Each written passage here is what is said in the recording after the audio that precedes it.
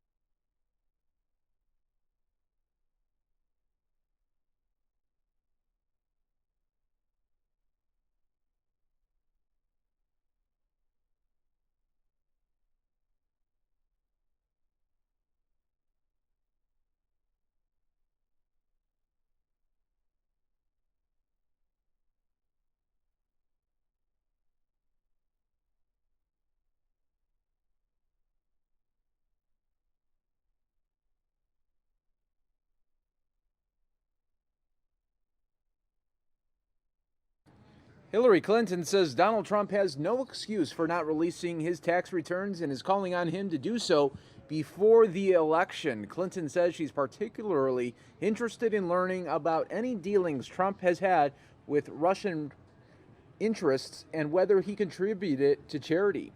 She told a crowd in Florida earlier today that most of those in attendance have probably paid more in federal taxes than Trump. Breaking with decades of tradition, Trump has refused to make his tax returns public, citing an ongoing audit. Tax experts say there is no reason Trump couldn't release his taxes while under audit. Clinton also slammed Trump's business record, calling him the poster boy for everything that is wrong with our economy. Meanwhile, Donald Trump is urging early voters who have had second thoughts about their presidential choice to recall their ballots and change their minds. Trump told supporters today that Wisconsin is one of 4 states in which someone who voted early could potentially change it at the county clerk's office. Trump said that voters who are having a bad case of buyer's remorse should change their ballot if you think you made a mistake.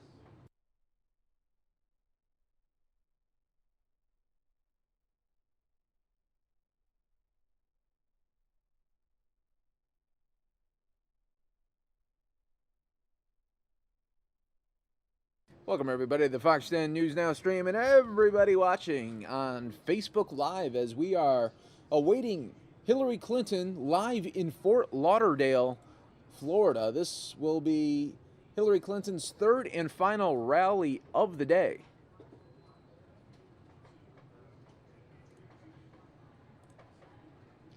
Donald Trump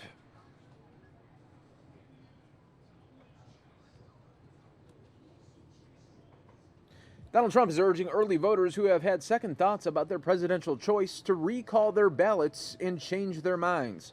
Trump told supporters today that Wisconsin is one of 4 states in which someone who voted early could potentially change it at a county clerk's office. Trump said that voters who are having a bad case of buyer's remorse should change their ballot if you think you made a mistake.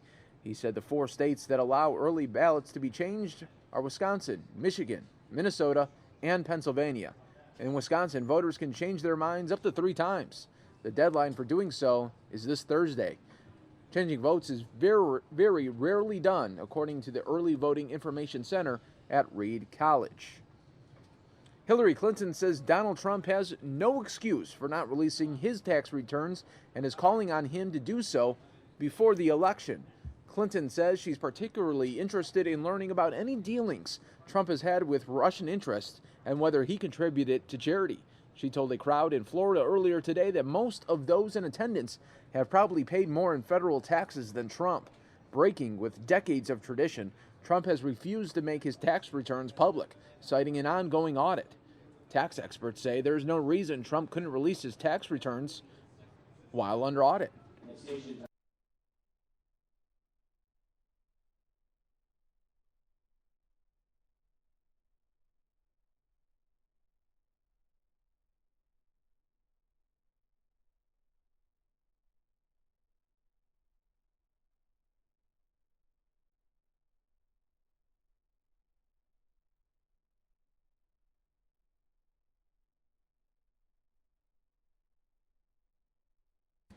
President Barack Obama is telling working class voters not to be bamboozled by Donald Trump. Obama is tearing into the Republican businessman's working class credentials. Obama says Trump has, quote, shown no regard for working people, repeating his disbelief, saying, come on, this guy? The Democrat says Trump wouldn't let you into one of his hotels unless you were cleaning the room. Obama is campaigning at Capital University near Columbus, Ohio, a state he won twice by winning just enough working class voters while pumping up turnout among African Americans. Polls show Clinton appears to be struggling in Ohio thanks in part to Trump's strength among working class white voters.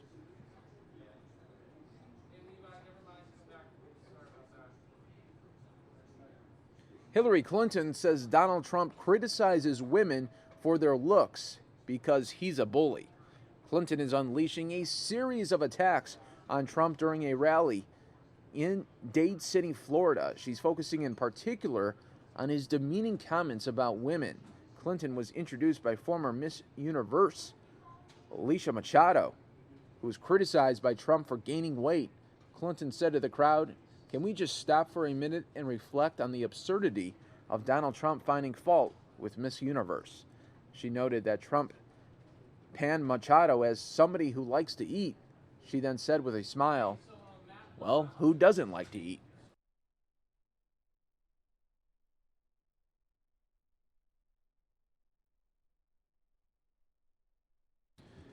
A government official says Attorney General Loretta Lynch and FBI Director James Comey have spoken privately with each other since news broke that the FBI would review new emails in the Hillary Clinton email investigation. The conversation took place yesterday. The official said Lynch asked Comey how he was doing. The official was not authorized to discuss a private conversation by name. The official says Comey still has Lynch's support. Comey alerted Congress on Friday that the FBI would be reviewing new emails it had discovered that may be tied to the Clinton email investigation. That notification was given over the objections of the Justice Department, which opposed such an action so close to the election.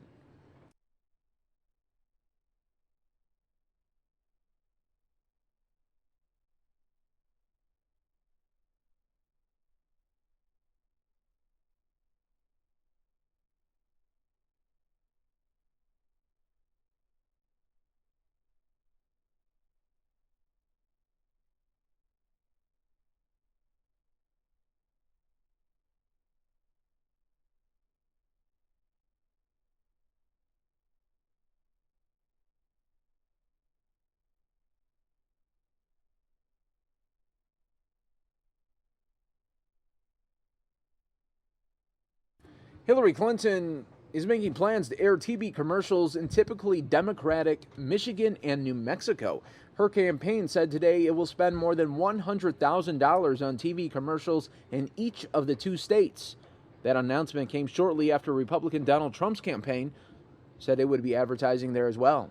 Clinton's campaign earlier confirmed it would be advertising in Colorado for the first time since July, and it also is deploying ads in Virginia for the first time since early August. Clinton spokesman Jesse Ferguson said the Trump campaign sees a path through these states, but, quote, we're going to make sure those doors remain shut, end quote. Trump has to win some traditionally Democratic states to secure the 270 electoral votes needed for the presidency. And in the latest WikiLeaks release today, the Clinton campaign looked to neuter the chairwoman of the Democratic National Committee as far as back as December. Among the options discussed in the hacked campaign documents was forcing the chairwoman, Debbie Wasserman Schultz, out of office after the party's convention. Other options outlined in a memo by top campaign aide Heather Stone would have kept Wasserman Schultz in place, but in a weakened capacity. The memo urged systematic shifts at the DNC leadership level to help Hillary Clinton win the presidency. WikiLeaks has been releasing thousands of hacked emails from campaign chairman John Podesta.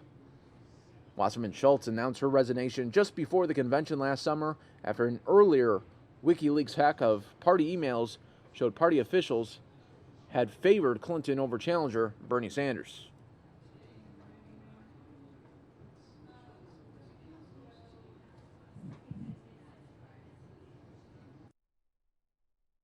Once again, folks, you are watching the Fox 10 News Now stream.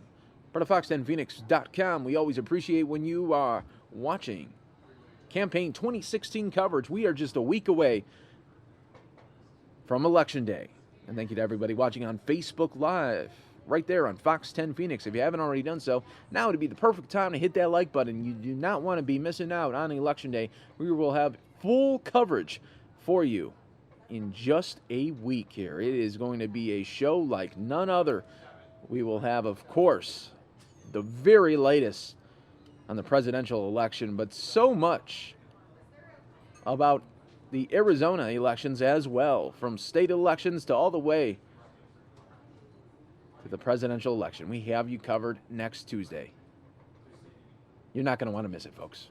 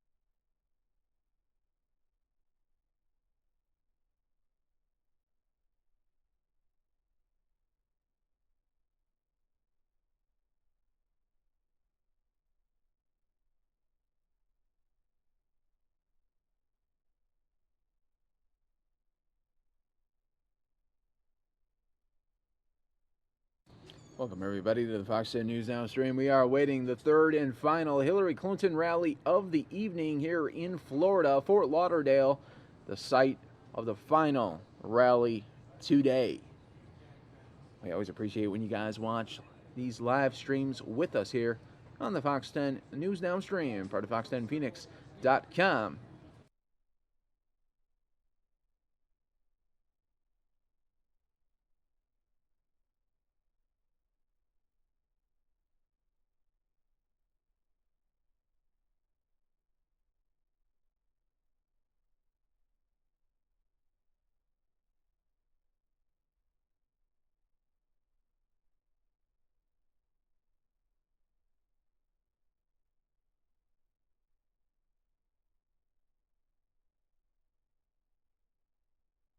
While we do wait for Hillary Clinton, we will show you a previous rally from earlier today.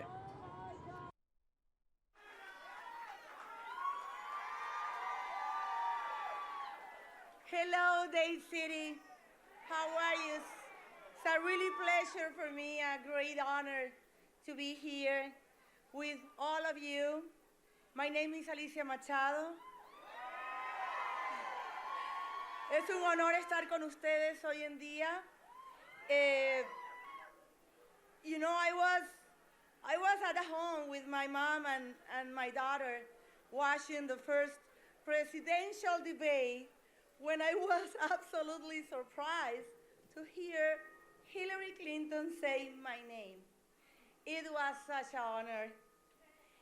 During the debate, Hillary said about me that, and I quote, she has become a U.S. citizen, and you can bet she is going to vote this November.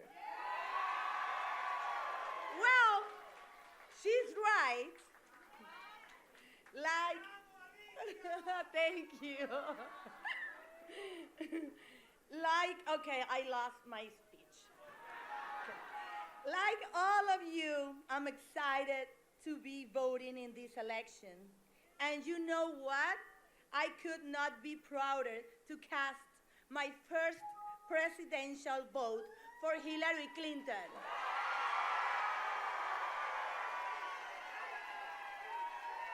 Estoy muy orgullosa de votar por primera vez en este gran país y votar por Hillary Clinton.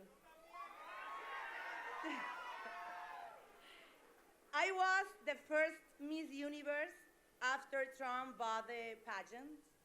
I was such a gift, an honor to represent my country, Venezuela, and to be Miss Universe 1996. But I was only 18 years old, a little girl with 18 years old. And there was still so much I didn't know. Trump was overwhelming.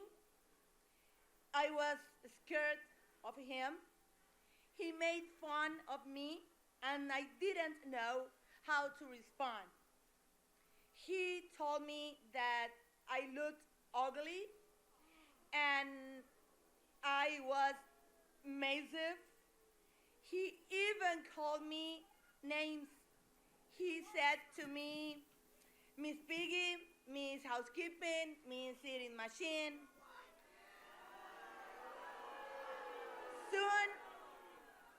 Soon, it became a joke. Alicia Machado was the fat Miss Universe. It was really painful for me. He was cruel. For years afterwards, I was sick, fighting back eating disorders. Yo solo tenía 18 años, le tenía mucho miedo, siempre fue muy agresivo y cruel conmigo y constantemente se burlaba de mí llamándome con calificativos para hacerme sentir mal, para ridiculizarme delante de la gente, con sus bromas de Miss Piggy o Miss Housekeeping. Se burlaba de mí, me decía que yo era la Miss Gorda, la Miss Fea. Eso me hizo mucho daño. Por muchos años después, sufrí de desórdenes alimenticios y de problemas de autoestima. It's clear, it's really clear that he does not respect women. He just judges us on our looks. He thinks he can do whatever he wants and get away with it. Well, now I'm standing here on behalf of women and Latinos across the country. Americans who have been horrified with his dangerous ideas and vision of America. And together we are going to say Lodi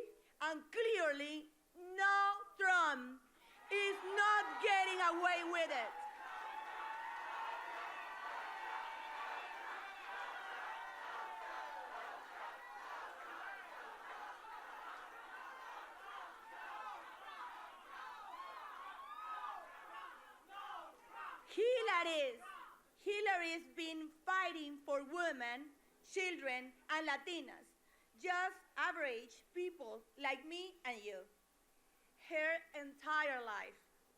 When she was still a student, she traveled across Texas to register Latino voters and make sure they were able to make their voices heard. When she was First Lady, she organized the first ever White House conference on Hispanic children. And when she was in the Senate, she fought for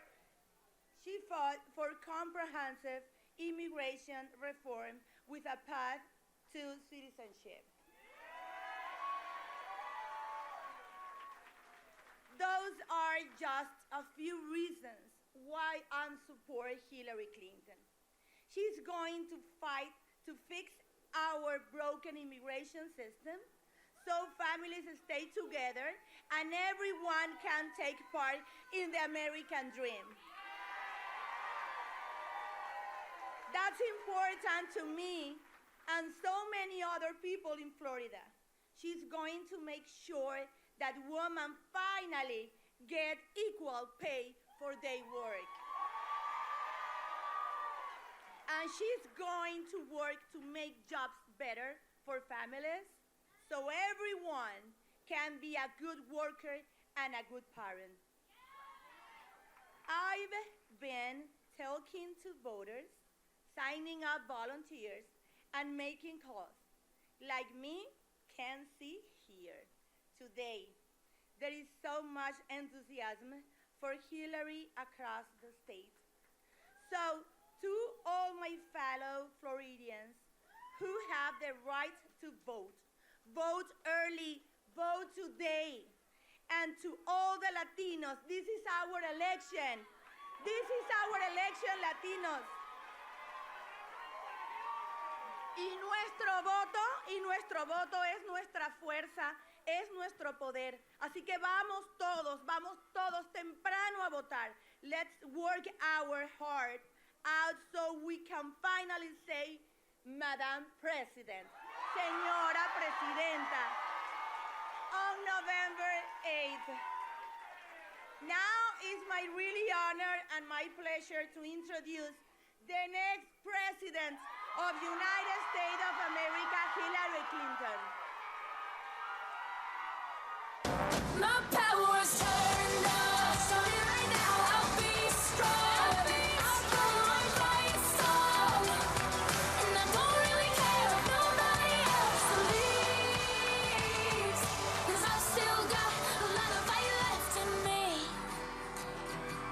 No, I've still got a lot of fight left in me.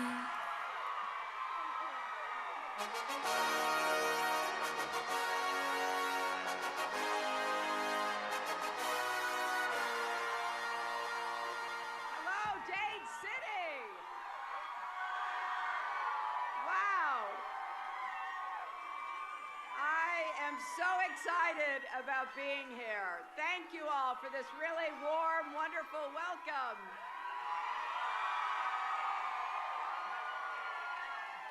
And I think on behalf of all of us, I want to thank Alicia Machado for that introduction and for sharing her story with us. Alicia will be voting for the very first time in this election. And I am very grateful for her support. I'm also delighted that we're joined today by your great Senator, Bill Nelson, and his wife, Grace. I also want to thank Representative Amanda Hickman from the Florida State House, Michael Cox, Chairman of the Greater Pasco Chamber of Commerce, Michael Ledbetter, who is the Pasco County Democratic Executive Committee Chair, and his wife, Beverly. And thanks to retired Colonel Wilson Elton Blount for his Pledge of Allegiance, and thanks to all the elected officials here. And I especially want to thank all of you for not just joining us, but helping us to get out the vote in this last week. It's almost hard to believe, isn't it? There are only 7 days left in this election. So are you ready to vote? Are you ready to volunteer these last 7 days? I hope, too, that you are ready to elect Patrick Murphy to the United States Senate. Patrick, who's been in Congress, will be an independent voice for Florida families. And I am so excited to think about what he could do.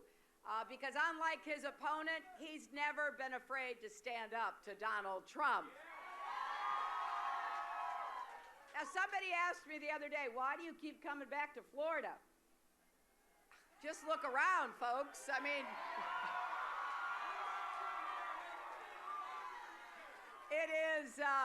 it's a beautiful place, and I have lots of friends, but it's also really important in this election. Florida can decide who our next president is, which will affect the nation and the world. And I want to make sure that every voter in Florida spends these next 7 days thinking about what's at stake in this election. Because honestly, I believe this may be the most important election of our lifetimes.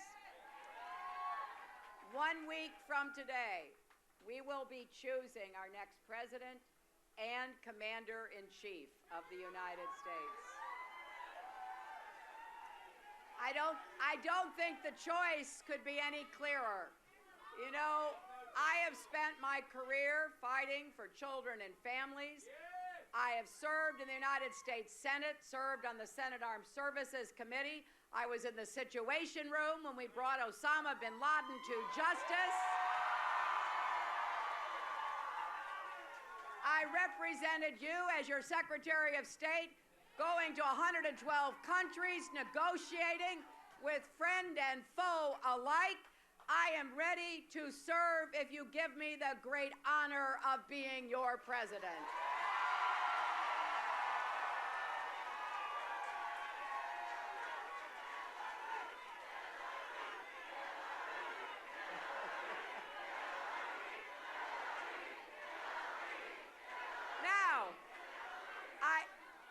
I do have to say that I think that stands in contrast to my opponent. And, you know, maybe for you, if you think about all of the issues that separate Donald Trump from me, it could be his dangerous statements about nuclear weapons. When a journalist told Donald Trump that people were worried about how casually he talks about nuclear weapons, he said, well, then why are we making them? And I have to tell you, yesterday, I was in Ohio, and I was introduced by a gentleman who was one of our officers in charge of launching nuclear weapons if the order ever came from our president. And what he told the crowd, it was a big crowd at Kent State University, I think every voter should hear. Basically, his name was Bruce Blair.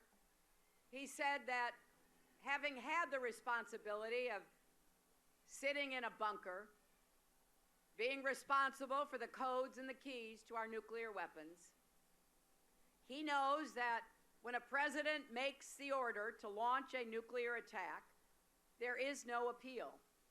There is no veto.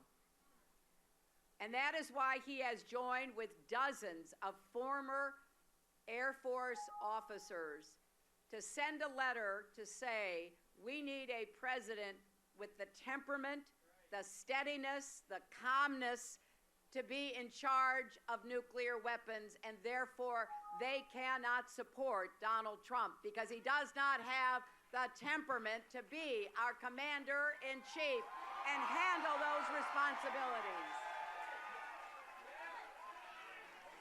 So when you think about voting, early voting this week, voting next Tuesday, Responsibility for our nuclear weapons is on the ballot. So is immigration. Do we want to round up millions of people who are here working, raising their families as he has suggested he will do? I don't think so. I think what we want is to bring them out of the shadows so that they can't be exploited by employers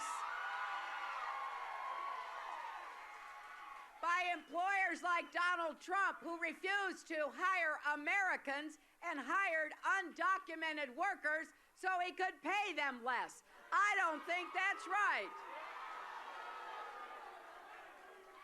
Now, maybe for some of you, what Donald Trump said about prisoners of war will be enough reason to vote against him.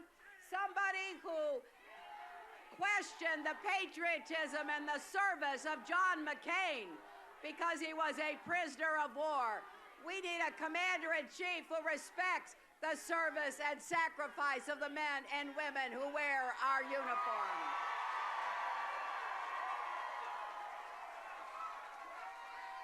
Or maybe for some of you, it's what he said about a judge born in Indiana who just happened to be assigned the case brought by people who were defrauded by the phony Trump University. And so Trump said, well, we can't trust him because his parents were born in Mexico.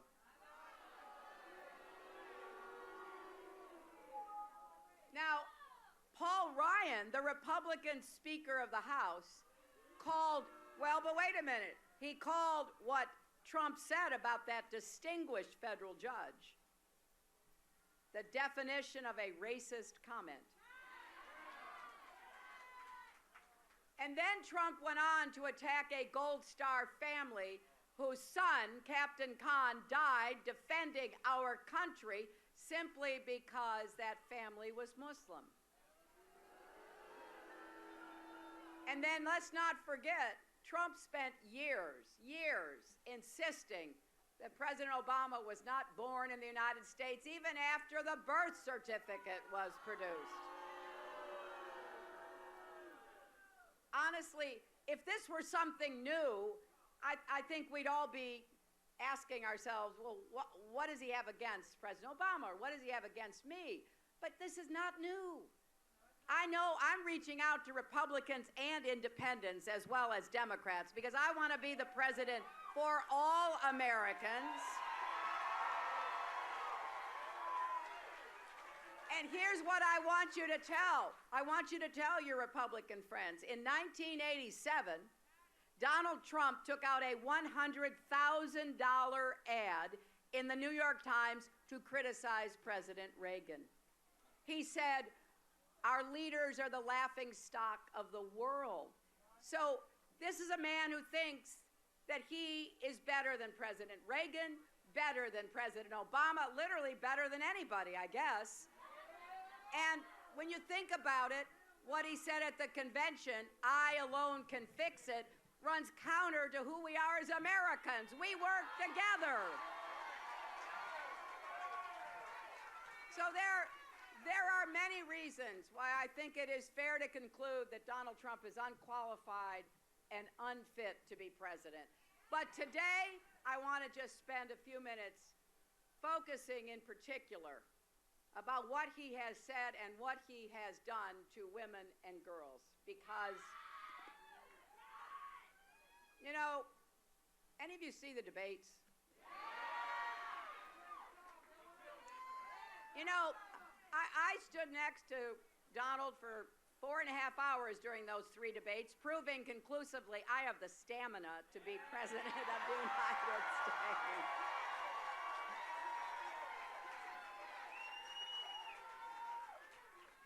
And during those debates, you know, Donald always used to say, oh, what have you been doing for 30 years? And I always found that kind of odd because he could Google it and find out.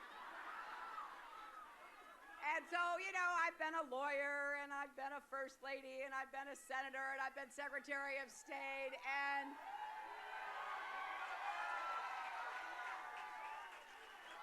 I've been a wife and a mother and a grandmother and a friend and a churchgoer. And for my entire life, I've been a woman.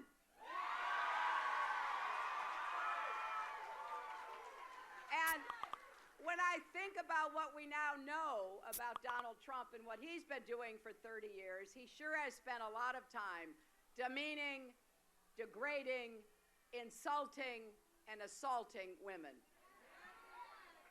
And I got to tell you, some of what we've learned, some of this stuff is very upsetting. I would frankly rather be here talking about nearly anything else. Like how we're going to create more good jobs and get the economy working for everybody, not just those at the top. How we're going to make college affordable for every single family. Because I have a plan that if your family makes less than $125,000, you will not pay tuition to go to a state college or university.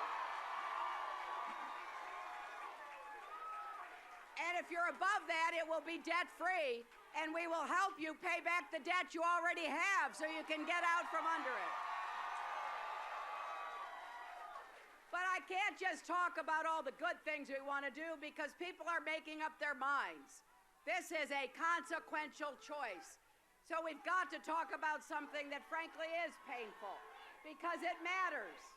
We can't just wish it away. And you know, a lot of his supporters don't like to hear this. I don't blame them. If I were supporting him, I wouldn't want to hear it either, to be honest. But I got to tell you, I learned way back in elementary school, and I learned it in Sunday school. You know, it's not okay to insult people. It's not okay. And look at what he does. He calls women ugly, disgusting, nasty all the time. He calls women pigs, rates bodies on a scale from 1 to 10. We just heard from Alicia. She was Miss Universe when Donald Trump owned the pageant. Well, he said she put on some weight, and it made him angry, so he called her Miss Piggy, called her Miss Housekeeping because she's a beautiful Latina. He brought a bunch of reporters to a gym to watch him order her around to exercise. Now, you know, he also said this is somebody who likes to eat. Well, I have to say, who doesn't like to eat?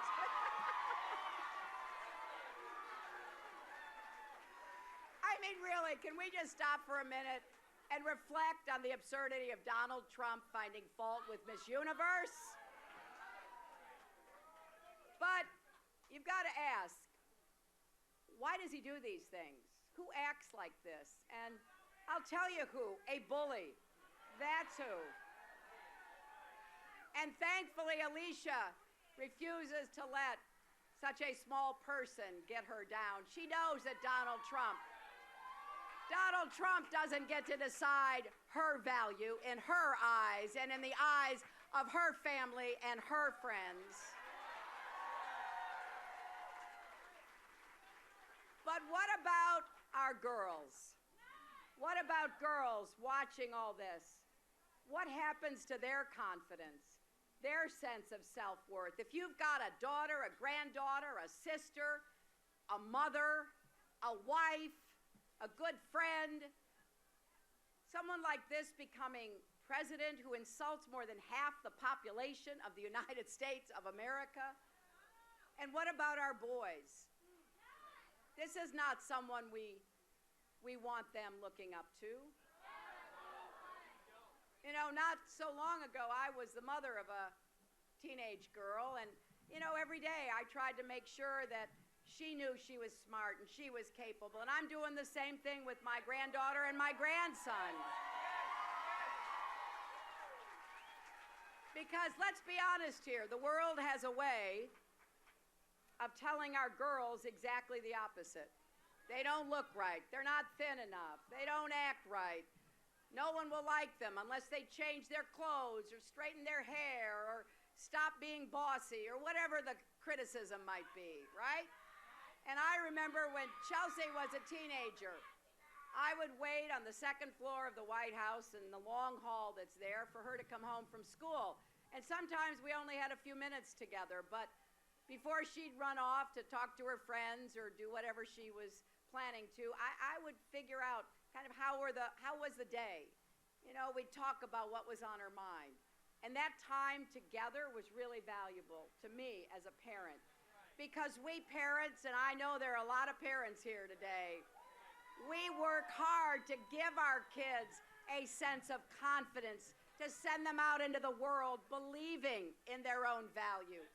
And it really is important that we don't let anybody take that away from them. And we want them to be strong. We don't want them to feel bad about themselves.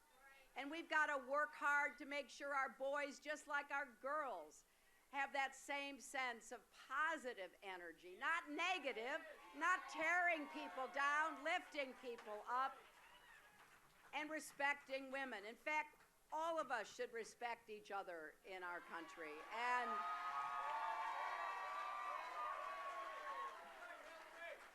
so when I look at my granddaughter and my grandson, I am on the same mission.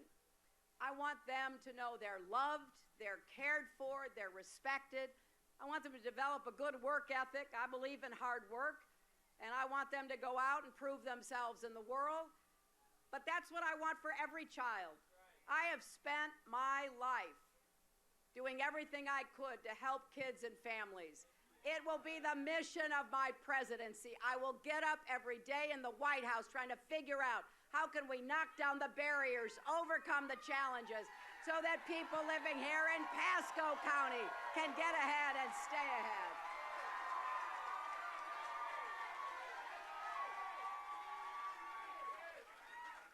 So I know there's work to be done. We can't do it with just words alone. We've got to do more to stop treatment about women being somehow objectified. And oh my gosh, when we heard that tape and we heard what he does to women, I'm not going to repeat it. But you know what Donald Trump was bragging about. Grabbing women, mistreating women. And I have to tell you, since that tape came out, 12 women have come forward to say what he said on that tape is what he did to me.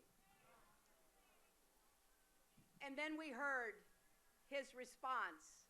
What he does at his rallies is to go after those women all over again, insulting them. He said he couldn't possibly have said those things because the women weren't attractive enough to assault. Look at her, he said about one woman. I don't think so. About another, he said she wouldn't be my first choice. He's also on tape bragging with the radio personality Howard Stern about how he used to go backstage at his beauty pageants and he would barge in on women while they were getting dressed. He said he did that. He said he did that to inspect them. That was his word. And he said, I sort of got away with things like that. And sure enough, contestants have come forward to say, yes, that's exactly what he did to us. Now, as bad as that is, he didn't just do it at the Miss USA pageant or the Miss Universe pageant. He's also been accused of doing this at the Miss Teen USA pageant. Contestants say that Donald Trump came in to look at them when they were changing. Some of them were just 15 years old. We cannot hide from this. We've got to be willing to face it. This man wants to be president of the United States of America, and our wonderful First Lady, Michelle Obama, spoke for many of us when she said Donald Trump's words had shaken her to her core. For a lot of women who've gone through something like this in your lives, that's brought back painful memories. And for men who would never, ever talk or act like Donald, it's been shocking to see this. He tried to explain it away as locker room talk. Well, I'll tell you what. A lot of professional athletes stood up and said, not in our locker rooms. That does not happen. But I guess the bottom line is he thinks belittling women makes him a bigger man. And I don't think there's a woman anywhere who doesn't know what that feels like. He doesn't see us as full human beings with our own dreams, our own purposes, our own capabilities. And he has shown that clearly throughout this campaign. Well, he is very wrong. He is wrong about both the women and the men of this country. He has shown us who he is. Let us on Tuesday show him who we are.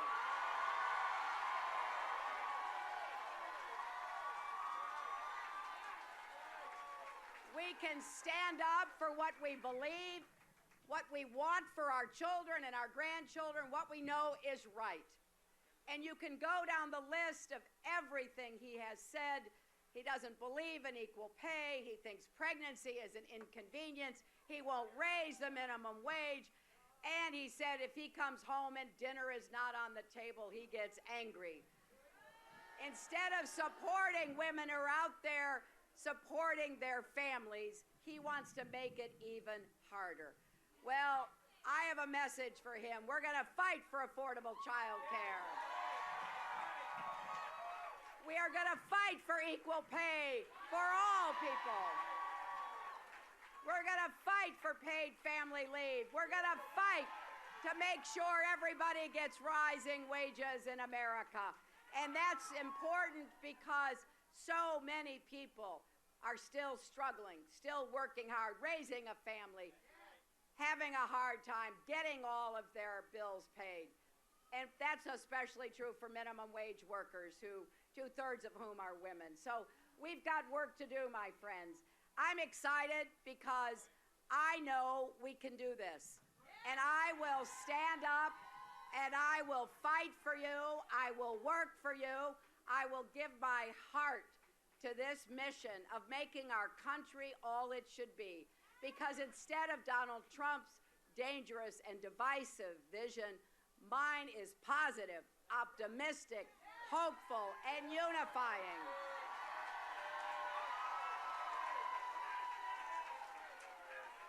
But I can't do any of this without your help. Early voting has already begun. Almost 26 million Americans have already voted. And that includes 4 million right here in Florida. Americans are voting for the kind of better future we can make together and voting on all the issues that they care about. It may be my name and Donald's name on the ballot, but everything you care about, our security, our economy, bringing our country together, the environment, clean water and clean air. Here in Dade City, you can vote every day from now until November 5th from 7 a.m. to 7 p.m. In fact, right now, the East Pasco Government Center, just a few minutes drive away, you can go there right after this rally and vote. Because we need everybody to stand up in this election. If you've got a mail-in ballot at home, send it in when you get home today. Don't wait to send it back. Talk to your friends and family and your neighbors, your coworkers. And, you know, Donald Trump's strategy is pretty simple. He says he wants to suppress young people from voting, women from voting, people of color from voting. I mean, that's a lot of people. By showing up with the biggest turnout ever, we will send him and everybody a message that that's not who we are.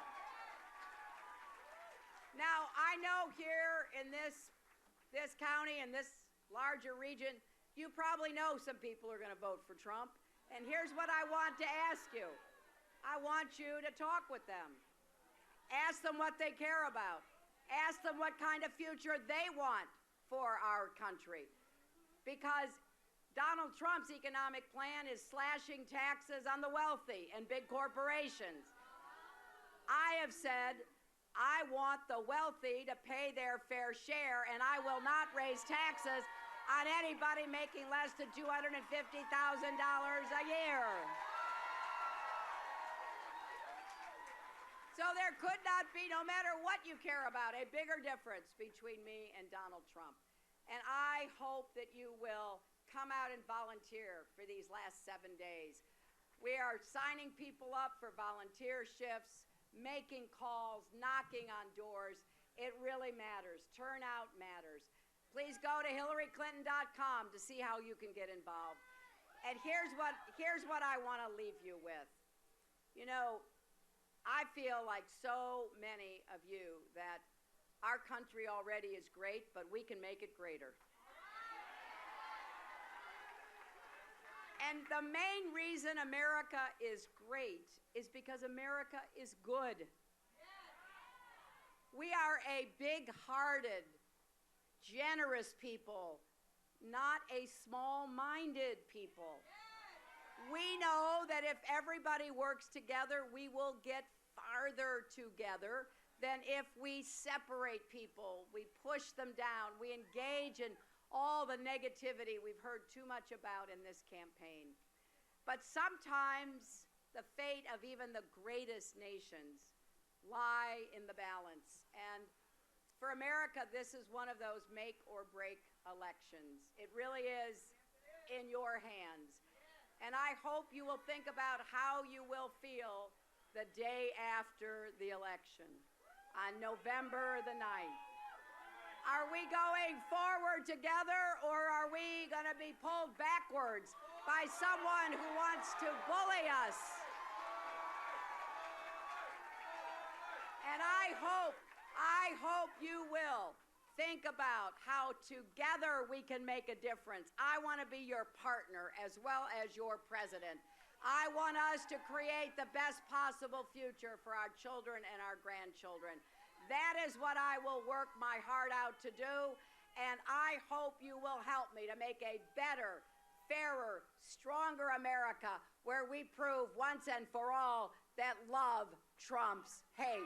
Thank you all. Welcome, everybody, to the Fox 10 News Now stream, part of Fox10Phoenix.com. We are still waiting for Hillary Clinton to take the stage live. Fort Lauderdale, Florida. We just saw her wrap up. That was a taped one from earlier today in Florida. But we are waiting for this live rally to happen. You guys are watching the Fox 10 News Now stream, part of Fox10Phoenix.com. Mary Kate is coming up next.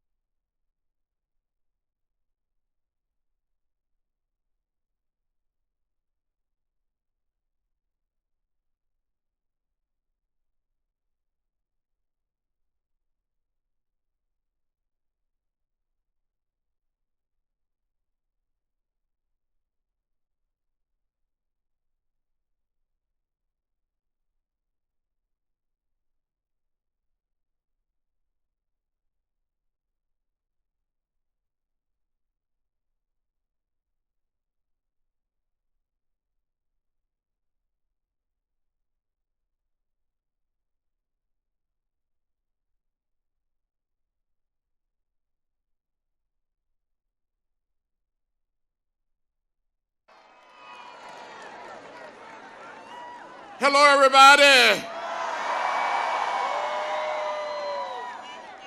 Thank thank you for being so patient. Now let me just say a word or two. I'm delighted, happy, and very pleased to be standing here.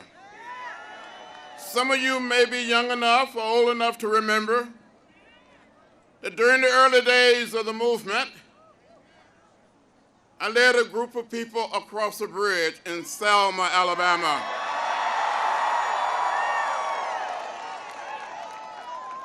I was beaten, left bloody, and unconscious. I almost died on that bridge for the right to vote. I come here to say to you tonight, the vote is precious. It is almost sacred. It is the most powerful nonviolent tool we have in a democratic society, and we must use it. We must get out and vote like we never, ever voted before. If we want to know what is in the food we eat, what is in the air we breathe, what is in the water we drink, we must vote. Vote. Don't let anyone keep you at home. They got to go to the polls. There are people on the other side want to take us back. We don't want to go back. We come too far. We made too much progress to go back. We want to go forward and create one America. It doesn't matter whether we're black or white, Latino, Asian American or Native American, straight or gay. We are one people, we are one family, we are one house. So let's stay together. Now, look, I don't want you to play with me tonight. You know why I'm here. I'm here to support my friend, Patrick Murphy, for United States Senate. But I'm also here to support her, a wonderful friend. No one else is better prepared to be president of the United States of America than Hillary Clinton.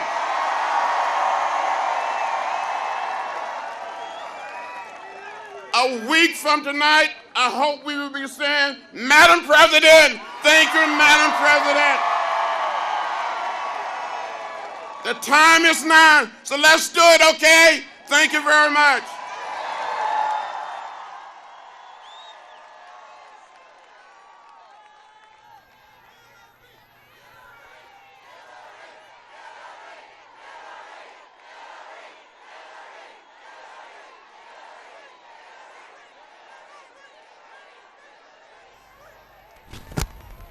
Ladies and gentlemen, please welcome Congressman Patrick Murphy.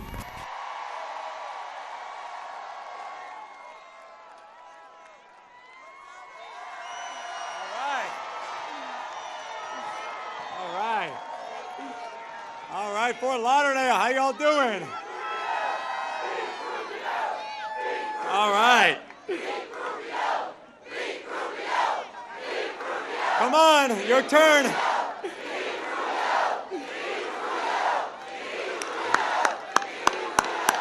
All right, everybody. All right, you having fun? I can tell you're warmed up. I am just so humbled to be here to help introduce our next president, Hillary Clinton.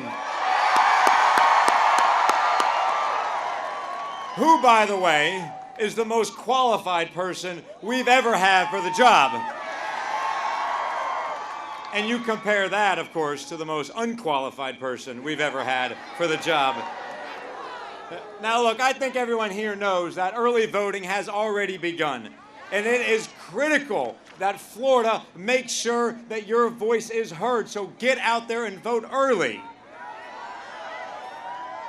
And look, I announced my campaign to be Florida's next U.S. Senator because I wanted to show up to work for each and every one of you. And part of that means defending a woman's right to choose.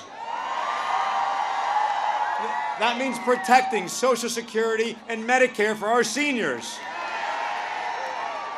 That means fighting to protect our environment from the damage of climate change. and working to reduce the gun violence that's plaguing so many of our cities. That also means creating an economy that's going to work for everybody. Right? And with the future of our economy on the line, who are Republicans here in Florida trying to elect? Marco Rubio and Donald Trump? As the president said, come on, man. We're not going to strengthen our economy with Donald Trump's racist bullying. We're not going to lift families out of poverty with Donald Trump's demonizing immigrants and Muslims. And we're certainly not going to create an economy that works for everybody with Donald Trump's misogynistic attacks. And where does Senator Rubio stand? When Donald Trump goes low, Marco Rubio's right there with him. You know, Marco Rubio claims that he's going to stand up to a President Donald Trump. Really? How exactly is he going to do that if he can't stand up to Donald Trump as a candidate? You know, Donald Trump boasts about sexual assault. Marco Rubio, he looks the other way. You know, Donald Trump praises dictators, encourages Russian cyber attacks. Marco Rubio stands right by him. More than 160 Republicans had the courage to stand up to Donald Trump's bigoted and racist campaign. But not Marco Rubio. He doubled down on his endorsement of Trump. Marco Rubio continues to put his own personal political ambition first every single time. Senator Rubio, you know, he likes to use this excuse that he's supporting Donald Trump because he disagrees with Hillary Clinton on everything. Well, of course he does. Secretary Clinton shows up for work every day. You know, Secretary Clinton has spent decades fighting for rights, for equal rights, making sure that women have equal pay for equal work. Right? And guess what Marco Rubio said about equal pay for equal work? His quote was that it's a waste of time. A waste of time? Really? Look, Marco Rubio can stay low with Donald Trump, but I'm with her.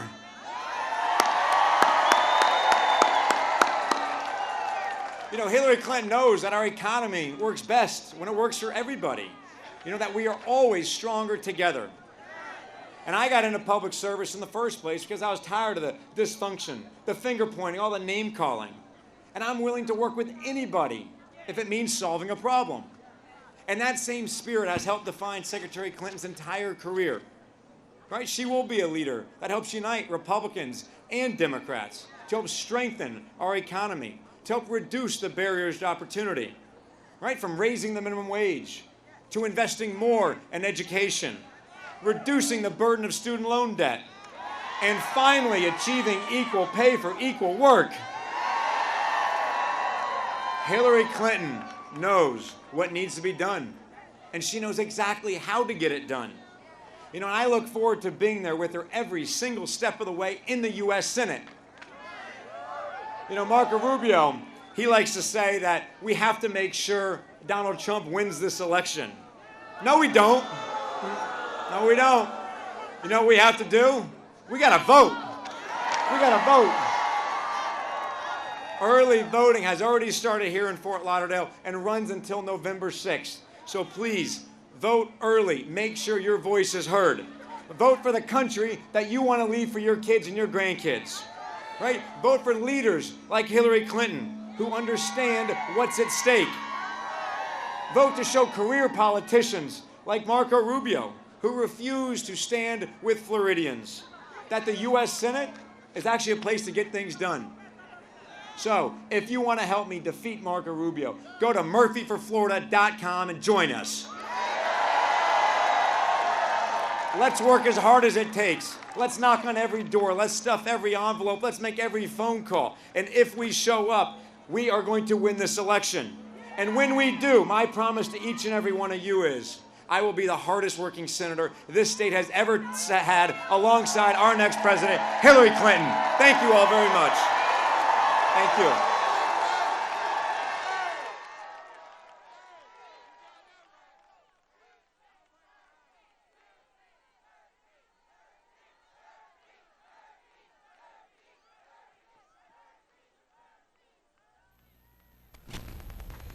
Ladies and gentlemen, please welcome to the stage Congressman Alcee Hastings.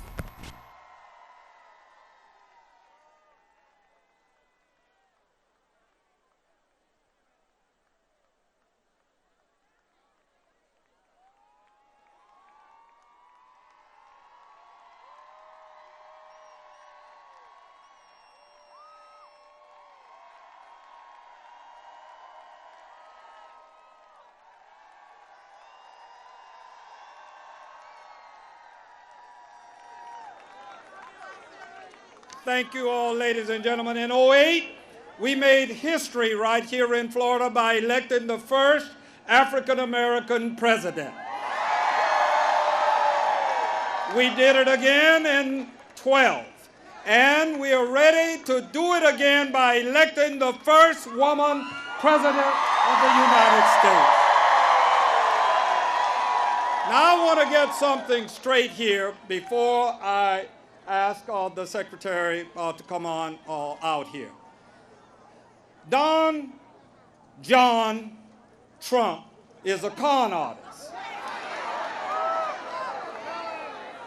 He asked African Americans, what do you have to lose?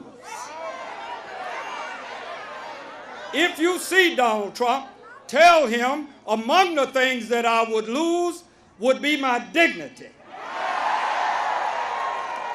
The other thing that African Americans and all of us would lose would be our soul. And equally important, and perhaps most important for African Americans, whites, Protestants, Jews, and everybody, if we voted for Donald Trump, we would have lost our minds.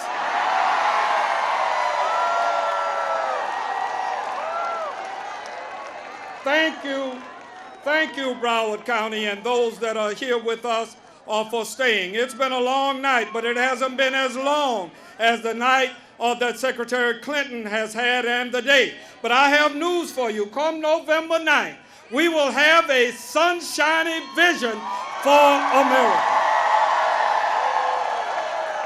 We can elect someone who is passionate, who is competent, who understands the concerns of those that are disabled, who believes that we should have immigration reform that allows people to be here. Someone who believes in equal pay for equal work for women, who believes and has championed the rights of children and universal health care and pre-K for children. She has been on that score for a very long time. She believes in paid family leave, low and moderate income housing, infrastructure development that's desperately needed, the protection of Social Security and Medicaid and Medicare. And believe me, it is not only the Supreme Court, it is the entire federal judiciary that is at stake, and we need Hillary Clinton to bring it back to us. Additionally, don't you want someone that will build on the legacy of Barack Obama? So now then, I ask you, this lady that I've known for a very long time, she has been a lawyer, a law professor, the First Lady of Arkansas, and the First Lady of the United States, a United States Senator, traveled to 112 countries. She will be able to know the leaders of other countries. Donald Trump would have to introduce himself to the leaders of other countries. Please welcome me, allow me to welcome the next president of the United States, Hillary Rodham Clinton.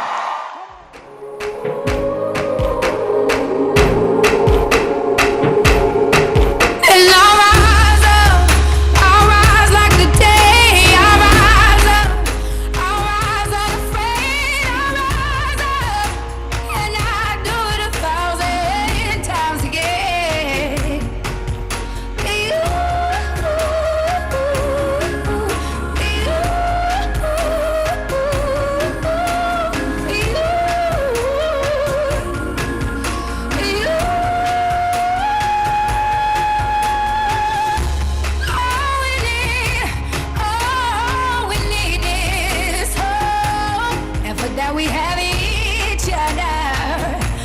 for that we have each other.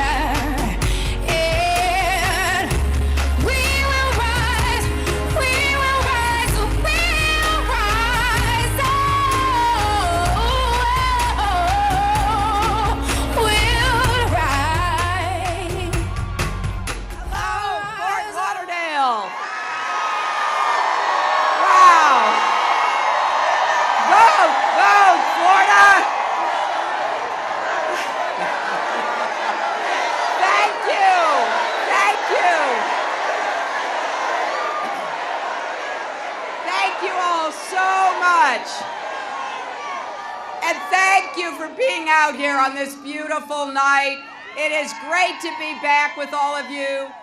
On Sunday, I had the great privilege of speaking to the congregation at New Mount Olive Baptist Church. And I couldn't leave town without stopping at Betty's for some soul food. And it's wonderful to be here with so many of my friends and people I admire. I want to thank Congressman Alcee Hastings, who just really came out here and revved everybody up. I want to thank the one, the only Congressman John Lewis, an icon of the civil rights movement, my friend Congresswoman Debbie Wasserman Schultz, Congressman Ted Deutsch, and I have to tell you, I am really excited and very hopeful that you will send Patrick Murphy to the United States Senate.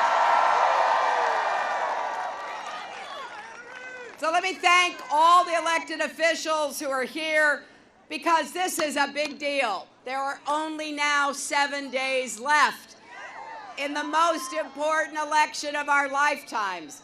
We cannot take anything, anybody, anywhere for granted. Are you ready to work hard and win this election? Well, that is exactly the right answer, because we need to do everything we possibly can between now and the time the polls close, 1 week from tonight. Because any issue you care about, anything, is at stake. I get sometimes a little overwhelmed by the fact that I love this country. I think we already are great. Now I think we can be greater.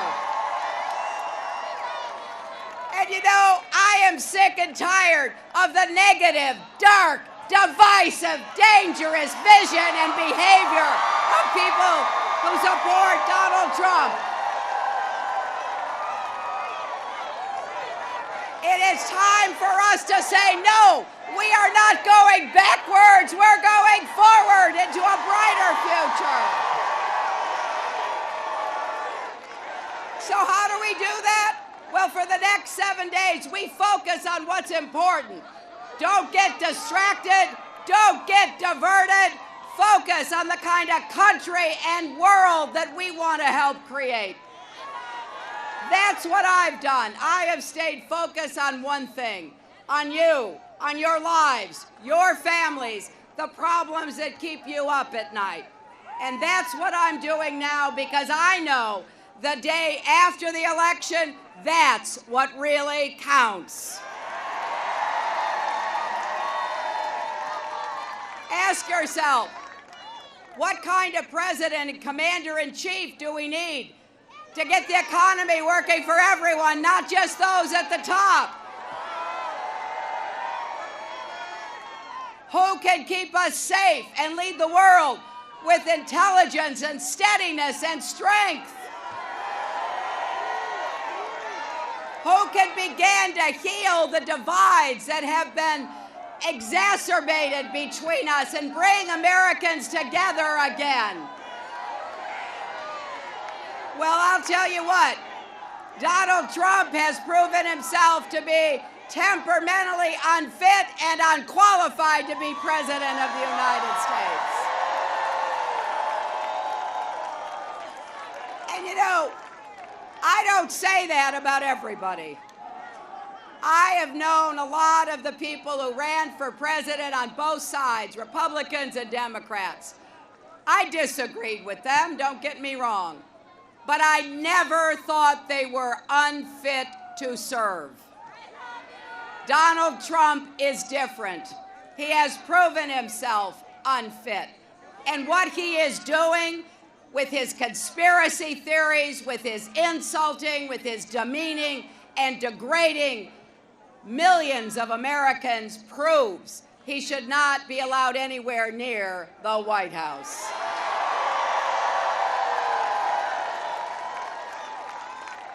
You know, on the one hand, you got to feel kind of sorry about the kind of campaign he's running, don't you? I mean, he starts out by insulting immigrants.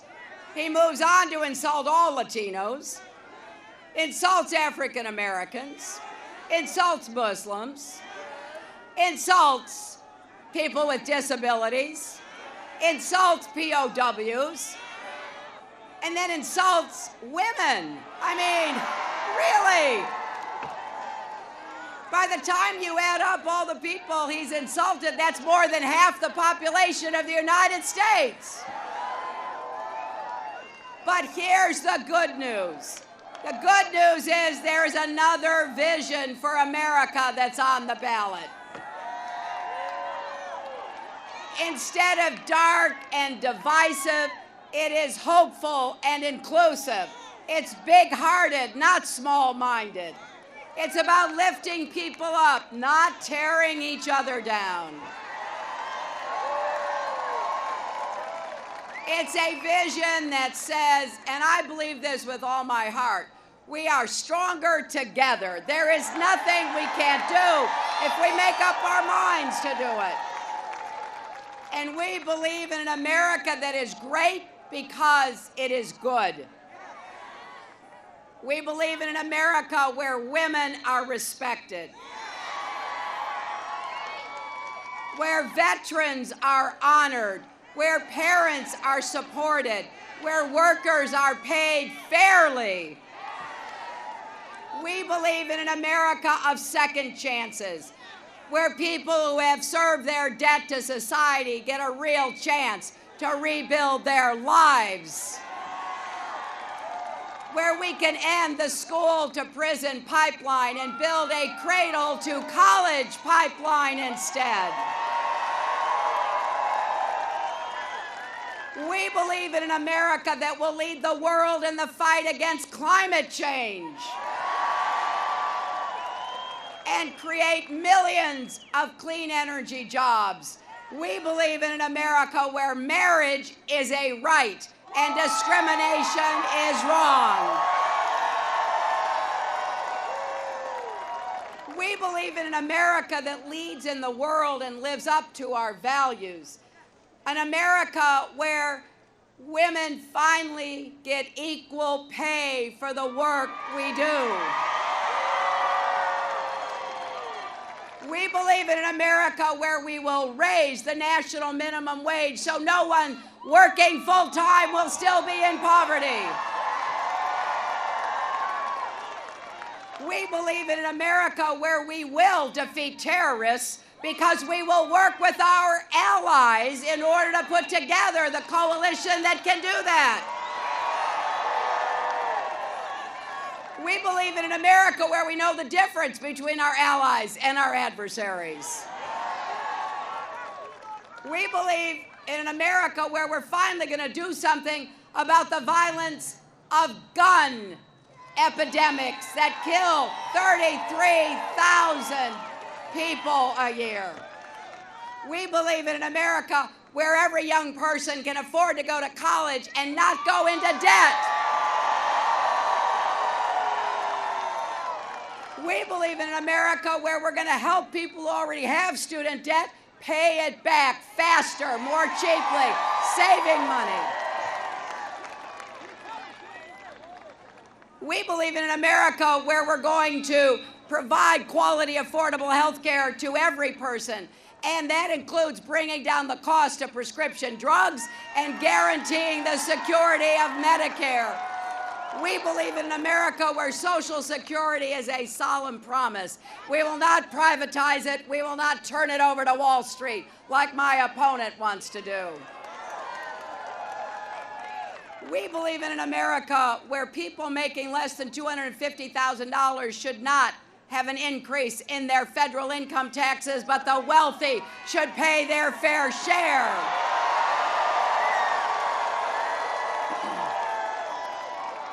We believe in an America where we grow the economy from the middle out and the bottom up, not the discredited trickle-down economics that Donald Trump has been advocating for. And you know, by the way, we believe in an America where if somebody claims he's worth $10 billion, he ought to pay some federal income taxes.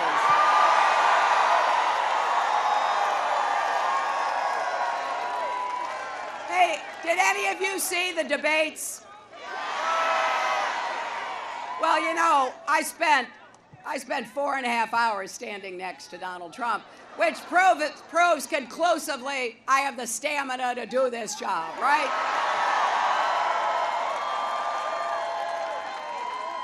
But one of the things I said, which, you know, when I learned it and studied it and realized what it meant, it just sort of stunned me. I'm standing next to a guy who flies around in a big jet, flies around in a helicopter, has his name on those, has his name on buildings, and actually 1/2 of the working undocumented immigrants in America pay more in federal income tax than he does. We believe in an America where we're going to finally have comprehensive immigration reform with a path to citizenship. We believe in an America where women are treated with respect. And as I was in Pasco County earlier today talking about what's at stake in this election, I was introduced by a former Miss Universe pageant winner, Alicia Machado, who Donald Trump has insulted and denigrated. And really, you know, if you're Miss Universe, you look pretty good, right? But Donald Trump called her Miss Piggy, insulted her heritage, called her Miss Housekeeping because she's a Latina.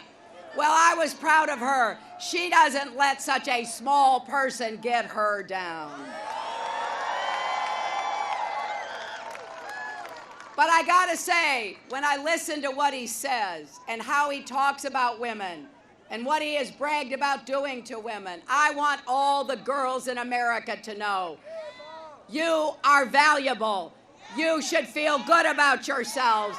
Don't let somebody like this bully tell you otherwise. And I want to say to all the young boys, show respect, because that shows you're a real man and you will stand up for what is right.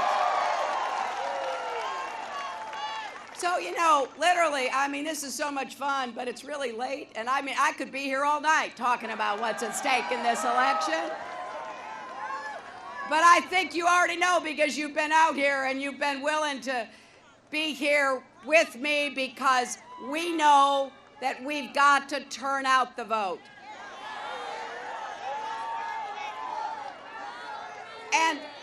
And what that means is that every one of you should vote early. How many of you have already voted? Well, that doesn't surprise me, because 4 million people in Florida have already voted. But there are millions more that we've got to get to go out and vote. And here's what I hope you will do. Talk to your friends, your family members, your coworkers. It's pretty easy to vote early in Florida. There are lots of different places in this county and every other neighboring county for you to go to. And it's important to tell people who got ballots in the mail, fill them out and send them in, because we need everybody to step up. And remember, there's no state where it's more important. You know what happened in 2000, right? I was with Al Gore in Miami, and he can tell you better than anyone, every vote counts, especially here in Broward County. And you know, this is not complicated. If people who support our positive, inclusive, unifying vision vote, we win. And we will make history on November the 8th. So if you've already voted, come work with us. Make some of the calls. We're making millions of calls, knocking on thousands, hundreds of thousands of doors to encourage everybody to be sure to vote. And you know, you can vote right near here at the African American Research Library, but there are dozens of other sites. And all sites in Broward County are open from 7 a.m. to 7 p.m. every day until November the 6th. So if you don't know where you're supposed to vote, that's easy too. You can go to iwillvote.com, and that will tell you the nearest early voting location to where you live. And I want you to also do me another favor. If you know anybody who says they're thinking of voting for Trump, I want you to stage an intervention.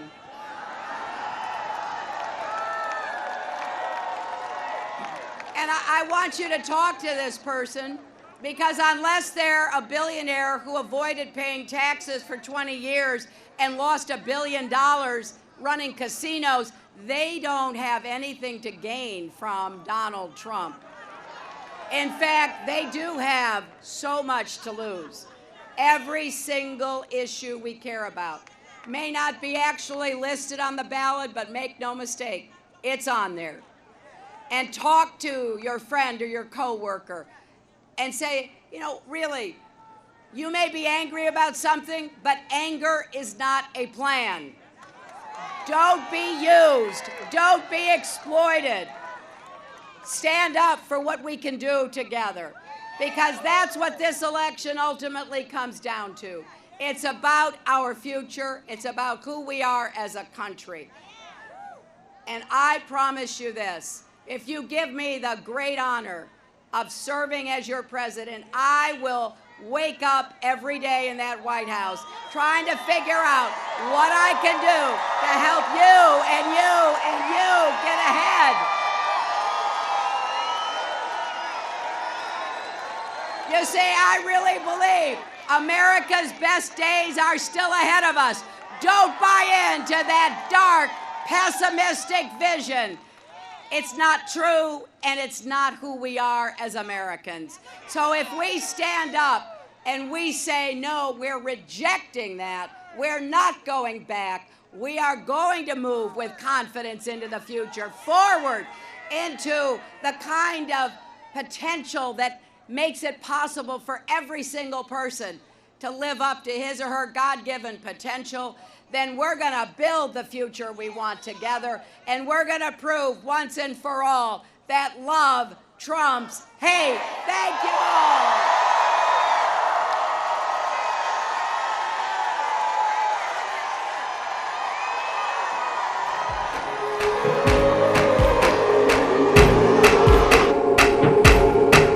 And I'll rise like the day. I'll rise up, I'll rise unafraid. I'll rise up, and I do it 1,000 times again.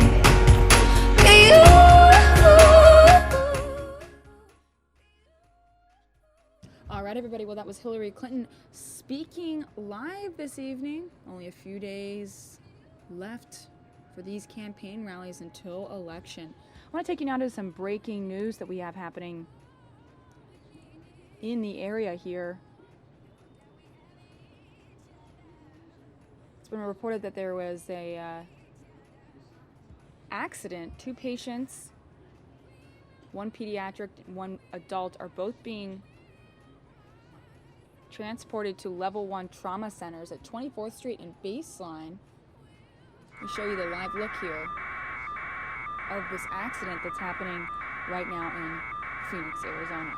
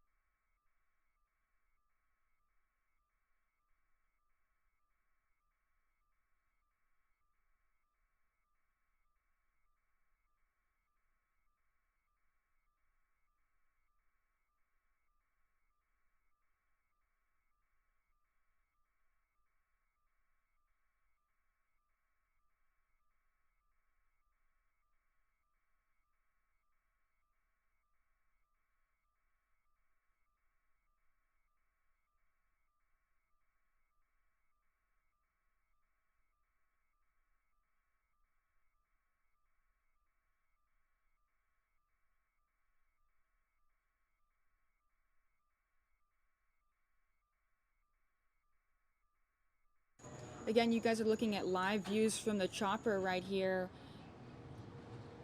A serious car accident. 2 people transported to level 1 trauma centers. This happened at 24th Street and Baseline just moments ago.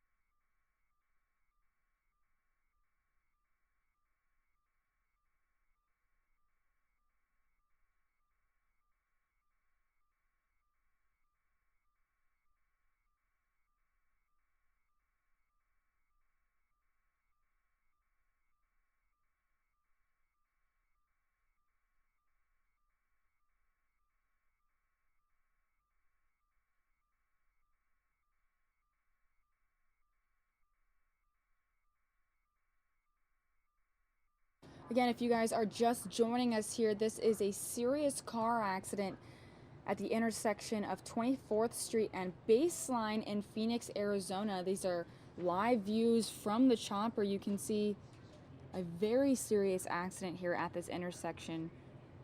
2 people were transported to level 1 trauma centers just moments ago. And these are the live views that you're seeing right now.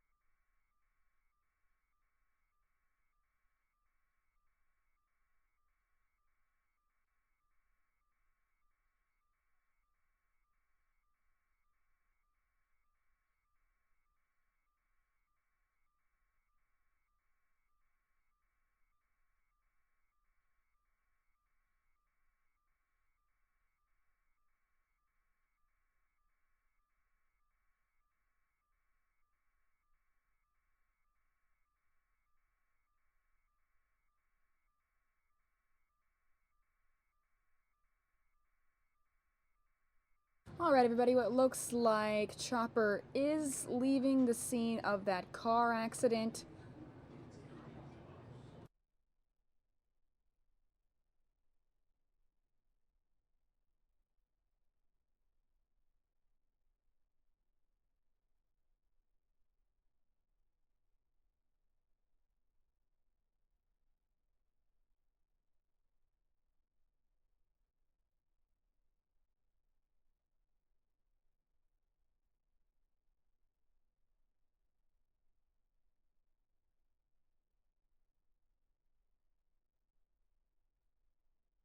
All right, you guys, it looks like chopper did leave that scene, so we're going to take you now to a Donald Trump rally that happened just moments ago. Second Amendment. You know that Mike Pence and Donald Trump will protect our military veterans. And you know that Donald Trump and Mike Pence will protect the sovereignty of the United States. Who here wants another 4 years of a Barack Obama-style government? Who here wants 4 years of Hillary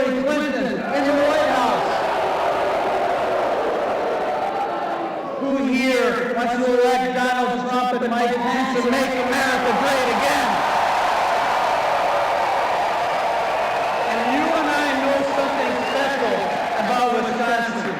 We've all been through it many, many times together. The Wisconsin miracle, the Wisconsin turnaround. In 2010, we did it together. Then we did it again and again and again, re-electing the greatest governor in the entire United States of America, along with Mike Pence.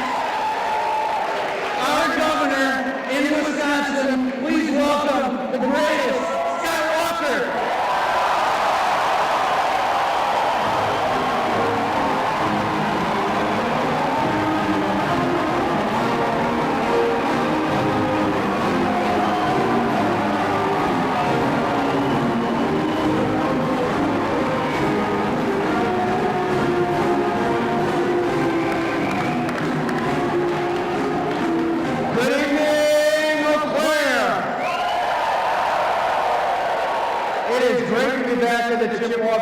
Thank you all for coming out to support the next President and Vice President of the United States, Donald Trump and Mike Pence.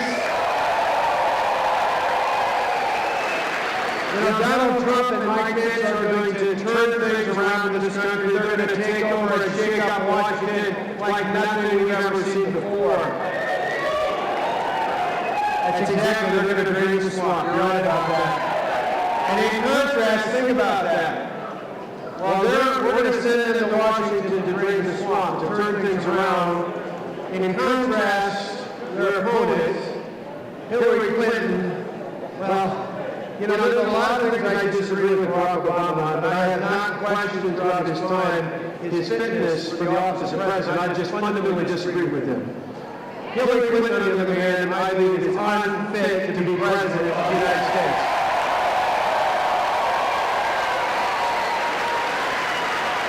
I mean, think about it. This is someone who lied to the American people. She lied to the American people about emails that put our national security at risk. Hillary Clinton is unfit to be president of the United States. This is someone, Hillary Clinton, who lied to the families of the fallen heroes in Benghazi, and told the families of those loved ones while standing next to their flag-bearing caskets that a video was responsible for their deaths when she knew full well it was not. Hillary Clinton is unfit to be president. And this is someone who continues to fail the American people by not telling the connection between the Clinton Foundation, its donors, many of whom are from foreign interests, and her time at the State Department, where many of those same interests had business before the State Department. Ladies and gentlemen, Hillary Clinton is unfit to be president, but we need your help on November 8th to make sure that doesn't happen.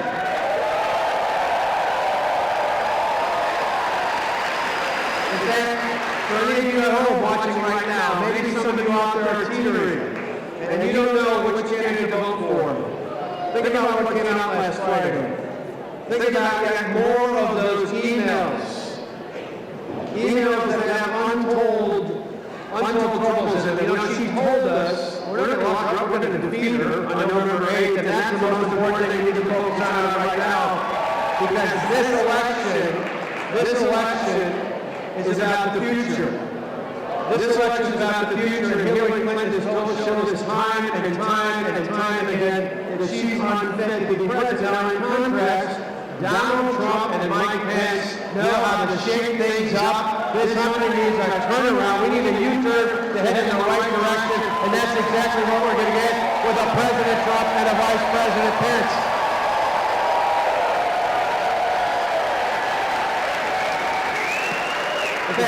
Think about it. We know pretty well about how to turn things around here in Wisconsin, don't we? I mean, think about if we had a Republican in the White House, a Republican majority in the House, and a Republican majority in the United States Senate. Think of the things we could do, and that's exactly why, along with Trump and Pence, you got to make sure that Ron Johnson, a manufacturer with Wisconsin values, goes back to the United States Senate. Did you know the guy he's running against, Senator Feingold, remember him? He served 18 years in Washington. In 18 years, you know what his major accomplishment was? He was the deciding vote on Obamacare.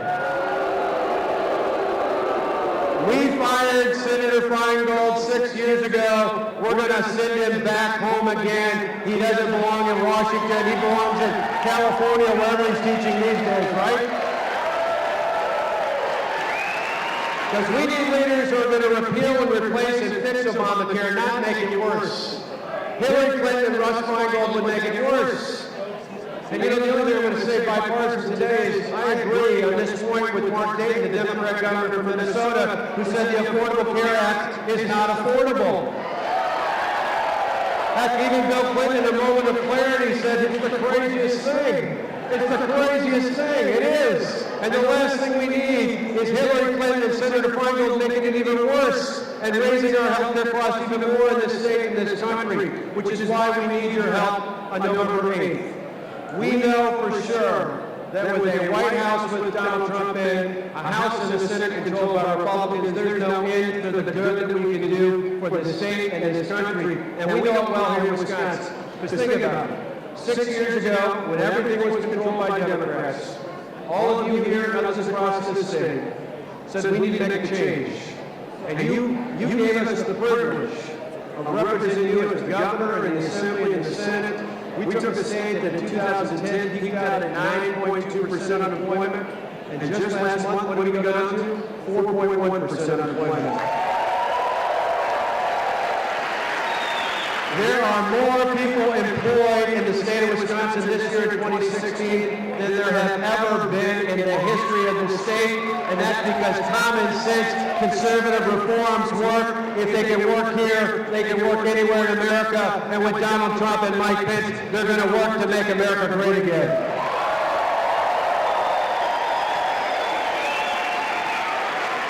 And so we're thrilled that you're all here tonight. Thank you for coming out. But I need your help. We need your help. We need your help. Here in Wisconsin, across America, we need your help. We need you to commit, not just to put up signs, not just to wear hats and banners and shirts, but between now and next Tuesday, a week from today, we need you to get out and talk to people you've never talked to politics about before, people you work with, people your kids go to school with, people you're in a club with, people you're in the veterans post with, people you go to church with this Sunday. You need to talk to people, get out of your comfort zone, and tell them why this election is so important, not just for you, not just for me, but for our children and our grandchildren and generations to come. Are you willing to go do that between now and November 8th?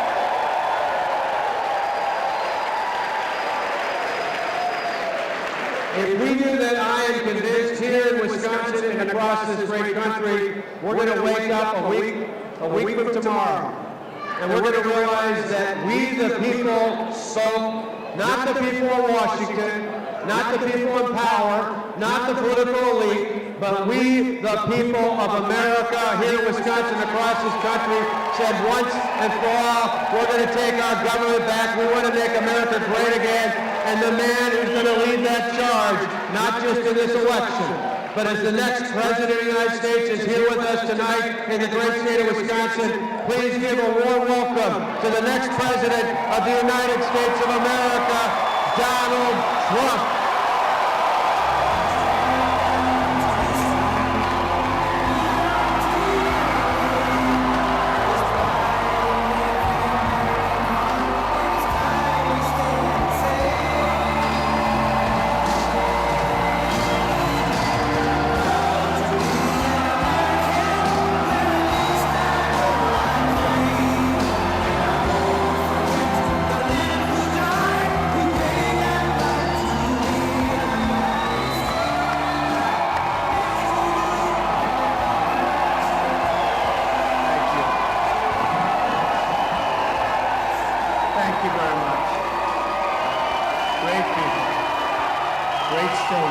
Thank you, everybody. So we have thousands of people outside, but rather than wait, let's get started, right? They have over 4,000 people. They're going to be coming in as we speak. But I think we get going right now. Is that correct? They're being checked out. I want to begin by thanking the great Wisconsin leaders who are here with us today. Chairman Reince Priebus, who gave a very inspirational speech. Senator Ron Johnson, I hope you're all going to get out and vote for Ron. We're going to repeal and replace Obamacare. A great athlete, people don't know that, great athlete and a wonderful guy. He's been with me right from the beginning, Congressman John Duff. And your party chairman has done an incredible job. We all know Brad Courtney. Thank you, Brad. Thank you. Thank you, everybody. A special thank you to Governor Scott Walker, who has done a fantastic job in Wisconsin. I want to tell you, I ran against him. He is tough. He is brutal. I want to be very respectful. He is one tough cookie. So, to Governor Walker, I want to thank you. Tremendous, tremendous competitor.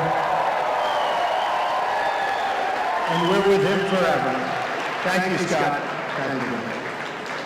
Most importantly, I want to thank all of you here in attendance today and everyone who is part of this magnificent movement to make America great again. That's what we're going to do.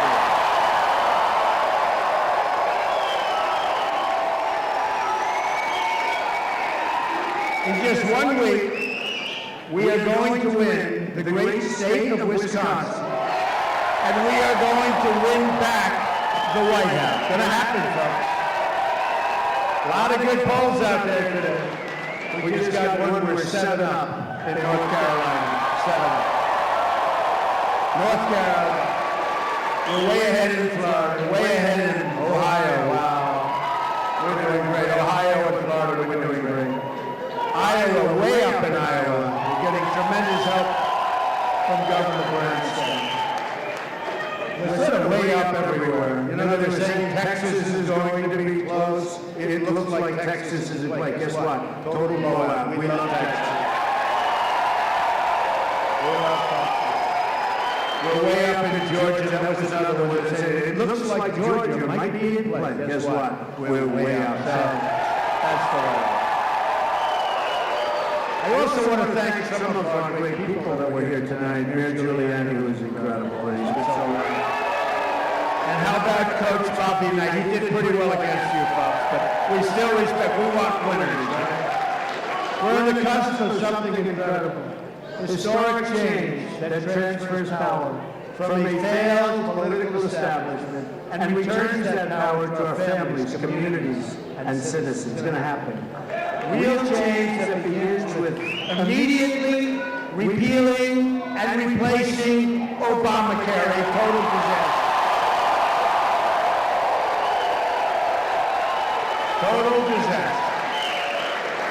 It's just been announced that the residents of Wisconsin, congratulations, are going to experience a massive double-digit premium hike. You know that, right? I'm not going to tell you what it is because I want you to leave here happy. And I don't want you to be depressed. But don't worry about it. We're going to get rid of it so you're not going to have to worry. In the great state of Arizona, premiums are going up more than 116%. They're not too happy. More than 3/4 of the counties in Wisconsin are losing Obamacare insurance next year. Lots of luck in your negotiation with whoever's left. In Minnesota, where premiums are going to be increased. Who's from Minnesota? Wow. Wow.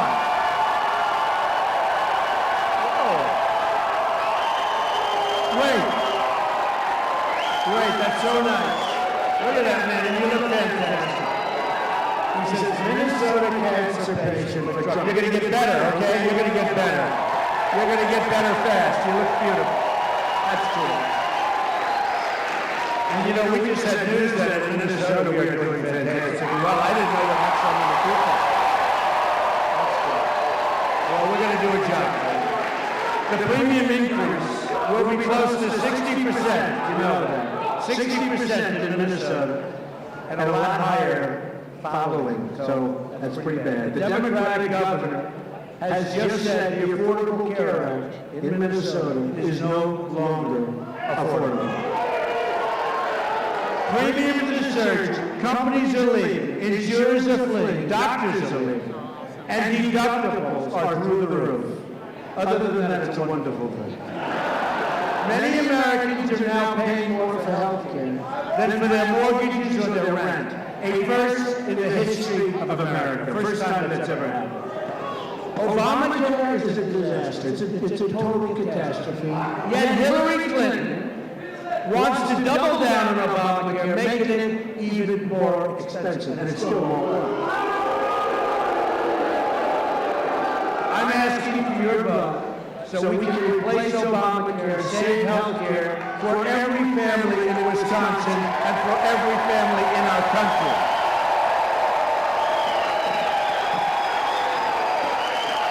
Real change.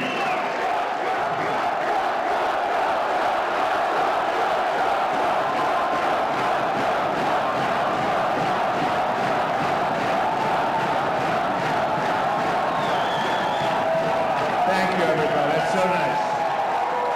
You know, this is a movement like has never been seen in this country. And if I said that, and if it weren't so, those extremely dishonest people, meaning the world's most dishonest people, horrible people, untruthful people, they would be saying, he said this, he said that, he said this. Let me tell you, they're extremely dishonest. And yet we're leading, with all of the dishonesty, we're leading, and I think we're leading big. And I think on November 8th, it'll even be bigger.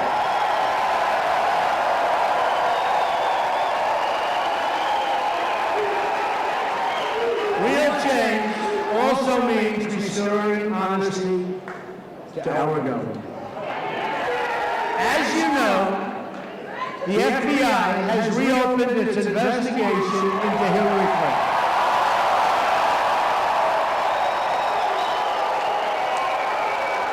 This is the biggest scandal since Watergate. And now it's been reported that there are FBI inquiries probing virtually all of Hillary Clinton's inner circle. She wants to blame everyone else.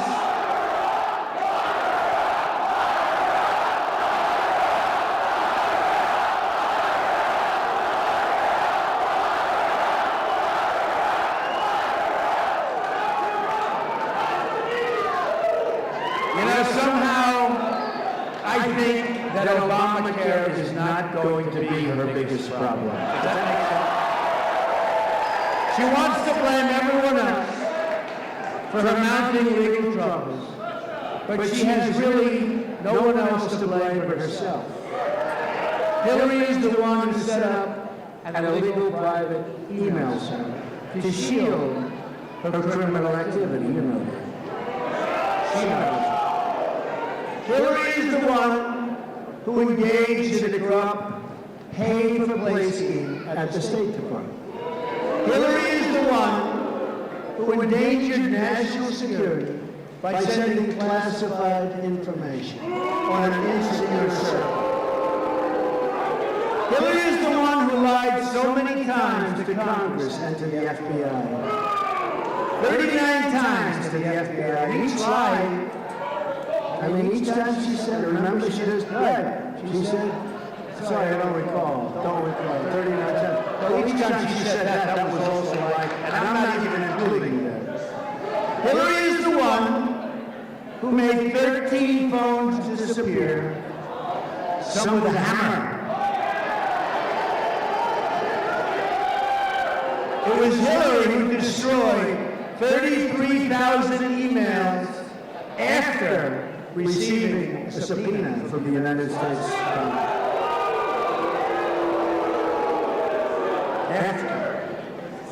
And she is also the one, this just came up recently. By the way, if that were ICE or me, for somebody, it would have been the biggest story in the world. She also accepted debate questions given to her in advance and then used them to cheat against Bernie Sanders. Instead of reporting this terrible breach, instead of reporting this terrible breach of ethics to the public or to somebody, she used it. You notice they keep talking about Donna Brazile. Well, Donna Brazile cheated. And frankly, she should resign from the DNC. She was just fired from the network. She should now resign from the DNC. Think of that. Can you imagine if Rice got the questions for a debate, gave them to me, and they found out, you know what it would be? A double electric chair, right? It would be front page of the New York Times, the Washington Post. It's hardly covered. Can you believe it? She got, and to me it's such a breach. You know, being a student, being a believer in so many different things. To me it's such a breach. She got the questions and didn't report. Nobody even talks about that. They talk about Donna Brazile, but they don't talk about Hillary. Hillary got the questions in a debate against Bernie Sanders, and she didn't report it. Real cheating. And it was hardly covered. But we know the answer, so get out and vote on November 8th.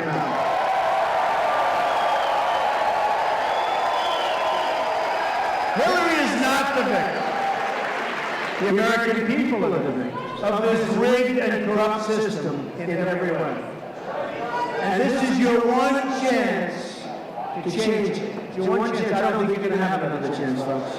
We have an election coming up. You're not going to have another chance. In 4 years, you can forget it.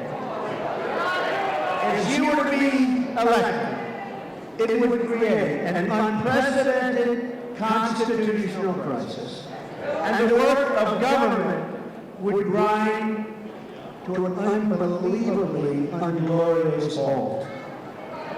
She is likely to be under investigation for many years, probably concluding in a very large-scale criminal trial. In a newly released email, John Podesta has been caught saying, we have to dump all of those emails. Can you believe this? That's WikiLeaks. And he also said, to me this made a big statement, John Podesta, I tell you what, if he worked for me, I would fire him so fast. He is such a... I would fire him. Like The Apprentice. John, you're fired. There you go. Nasty guy. He's a nasty guy.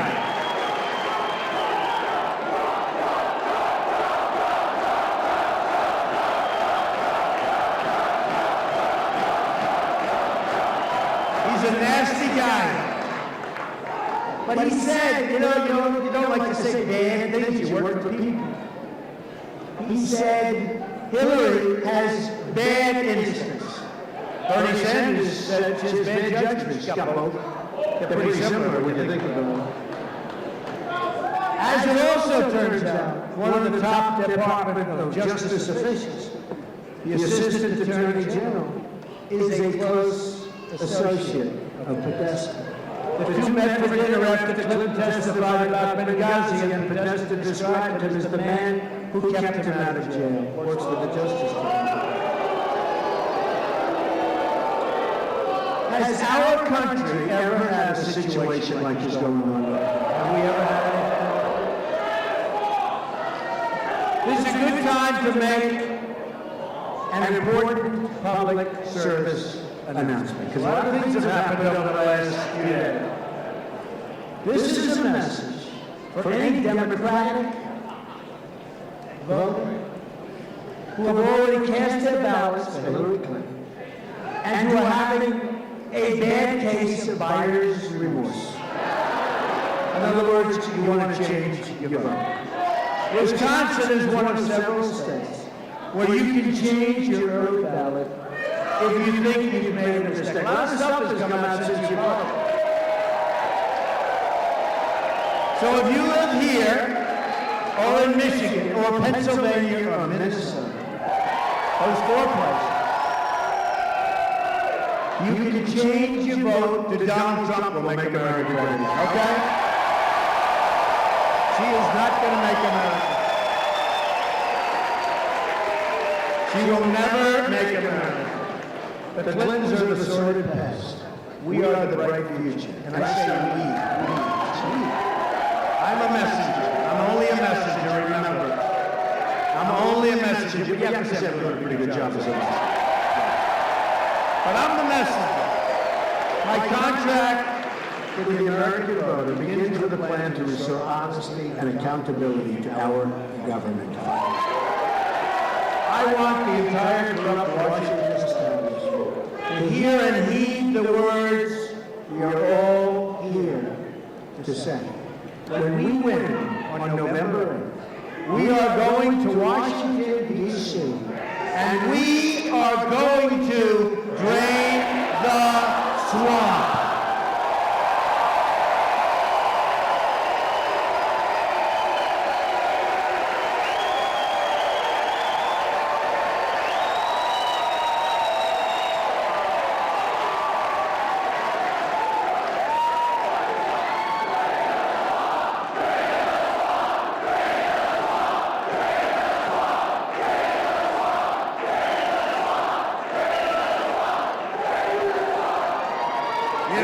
I've said this before, but it was very interesting, because when I first heard the statement, I said, give me a break, I hate it. I said, I said it, people went, yes. Then I went to a rally with 18,000 people. I said it, they went totally crazy. And then I said it again and again. It's only been going on for about a week and a half. And now I love it. I love the statement, and it is very accurate.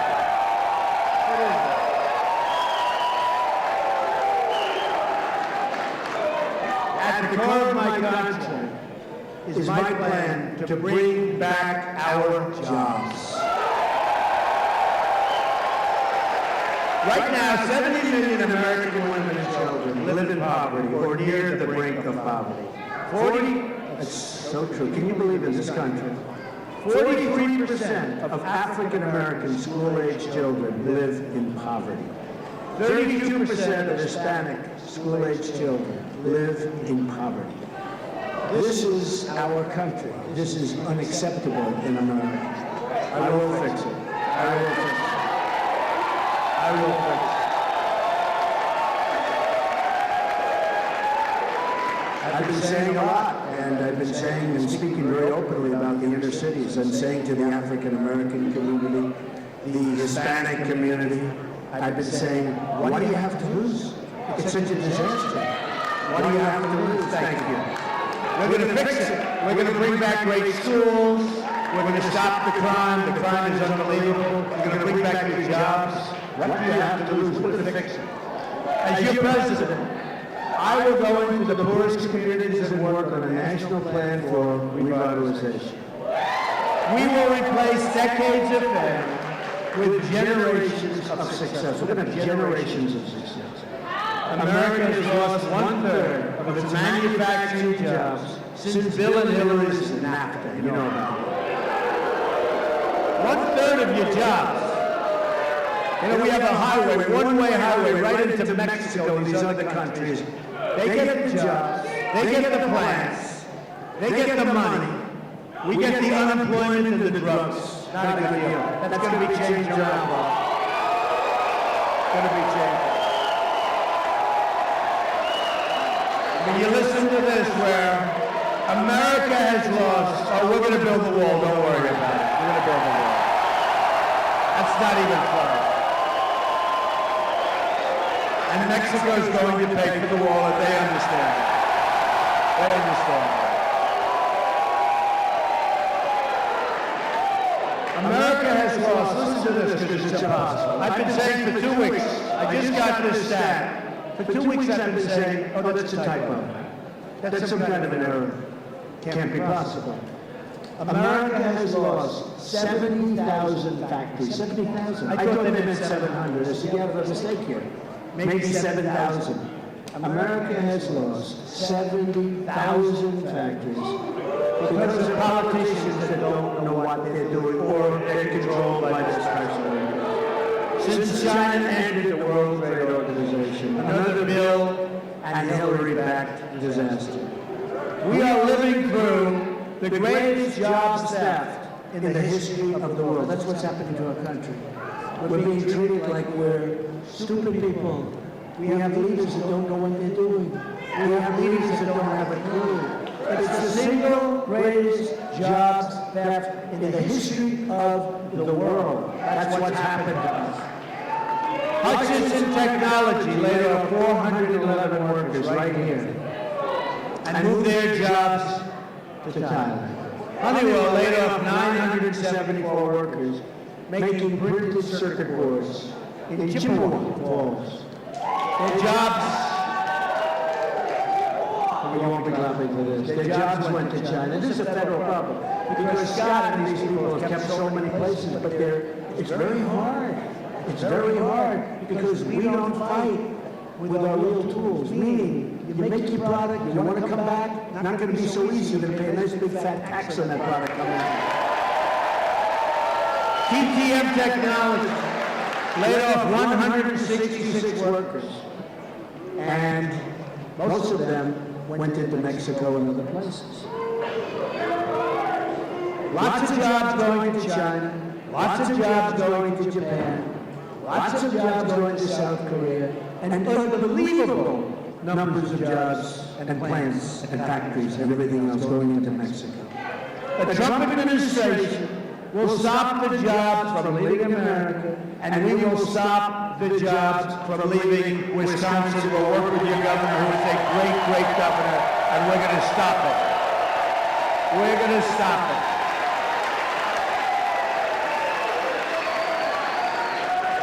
The theft, and that's what it is, of American prosperity will come to a very rapid end.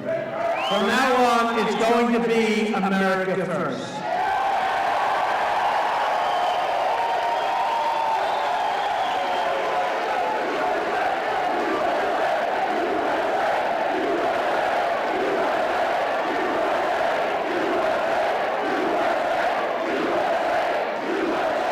The Trump administration will renegotiate NAFTA, and we will stand up to foreign product dumping all over, currency manipulation, and all of the unfair subsidy behavior that's going all over our country. Makes it impossible for our businesses to compete.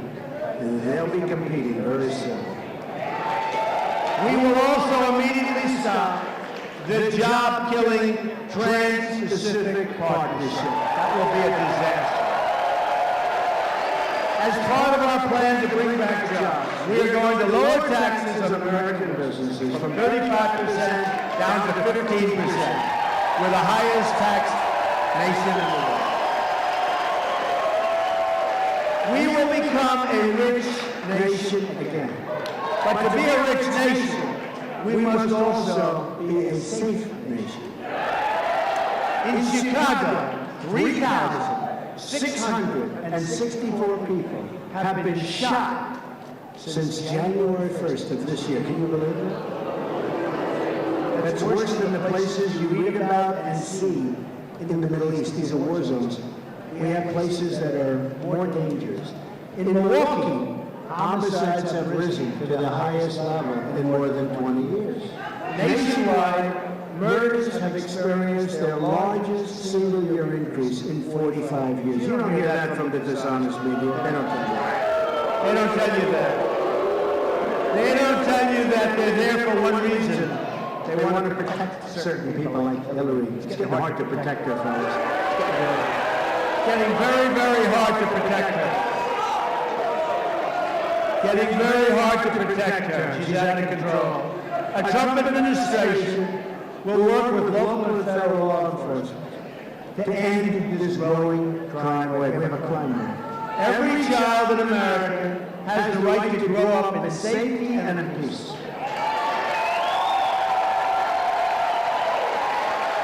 1 And we will also keep you safe from terrorism. Hillary Clinton wants a 550% increase in Syrian refugees flowing into our country. Who can even believe it? Her plan would mean generations of terrorism and extremism spreading in your schools and throughout your community. When I'm elected president, we will suspend the Syrian refugee problem. And we will keep radical Islamic terrorists the hell out of our country.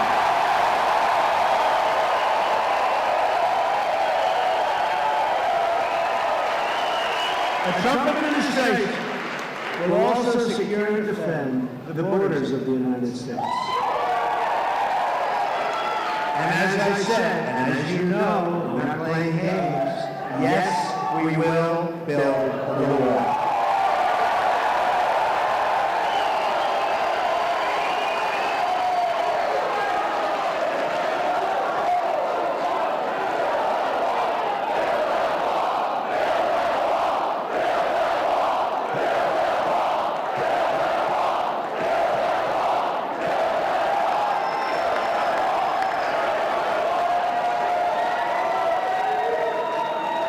And the fact that it's 110 degrees in this room, I don't care. Think of it as a sauna. This room was not designed for this many people. Think of it as a sauna, and to use a sauna, you have to pay money. We get this one now. We've received the first ever endorsement from our ICE and Border Patrol officers. First time they've ever done it. 16,500 great, amazing people. They tell us the border crisis is the worst it's ever been. You've been reading about it. It's a national emergency. It's the worst it's ever been right now. You know, you try and get some stats. I don't want to give you the stats. The worst it's ever been right now, just about as bad as it gets. Hillary has pledged totally open borders. There goes your country. Which truly would mean the destruction of the United States in a true sense. The immigration officers warned in a letter when they endorsed it that Hillary's plan is, quote, the most radical immigration proposal in United States history, and that it would, quote, lead to the loss of thousands and thousands of lives.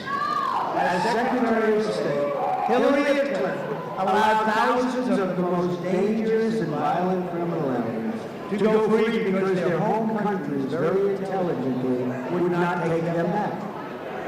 They don't want to take back murderers, drug lords, gang members. They say no. And let me just tell you something. They would bring them to their country would say no, get them out, bring them back to the United States where your leaders are stupid people, bring them back to the United States. Let me tell you, that won't happen, whether it's 4 years or 8 years. That won't happen once if I'm president, not once.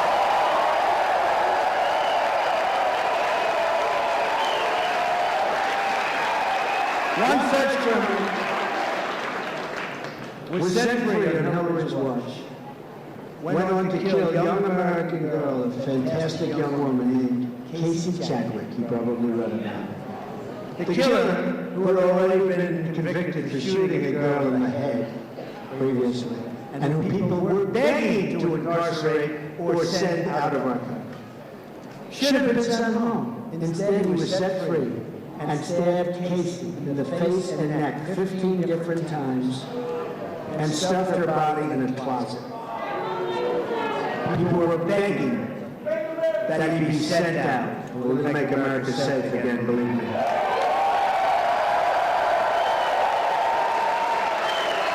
That's one of many. That's one of many. There's so many different stories. Hillary also strongly supports sanctuary cities, like in San Francisco, where the incredible Kate Steinle, incredible young woman, was killed in her father's arms by a 5-time deported illegal immigrant.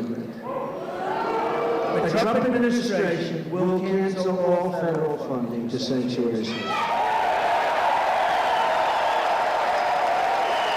We will deport all criminal enemies, stop the drugs from pouring into our communities, and we will end this long nightmare of violence like we've never seen before.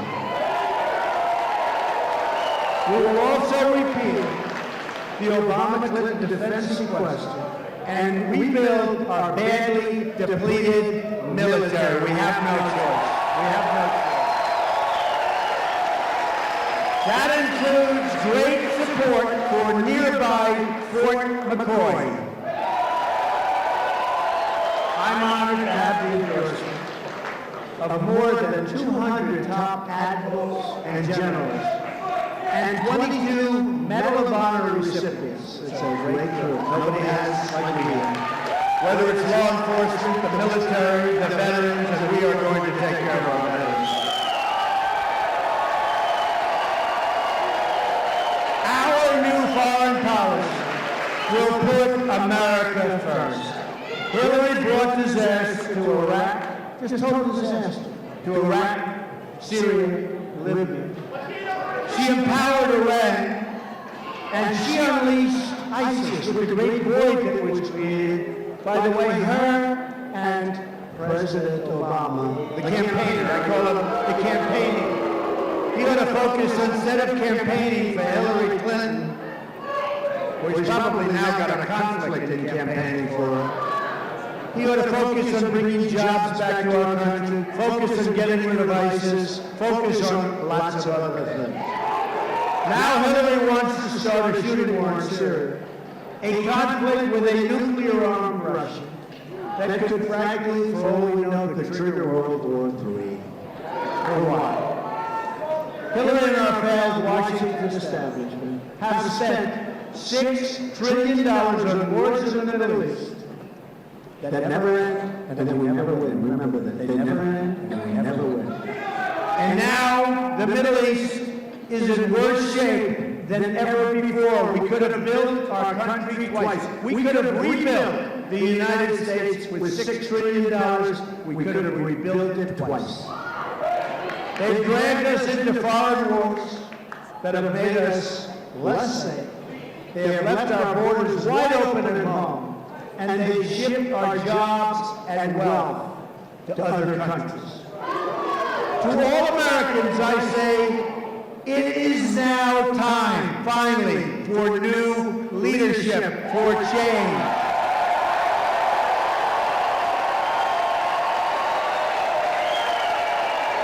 Thank you.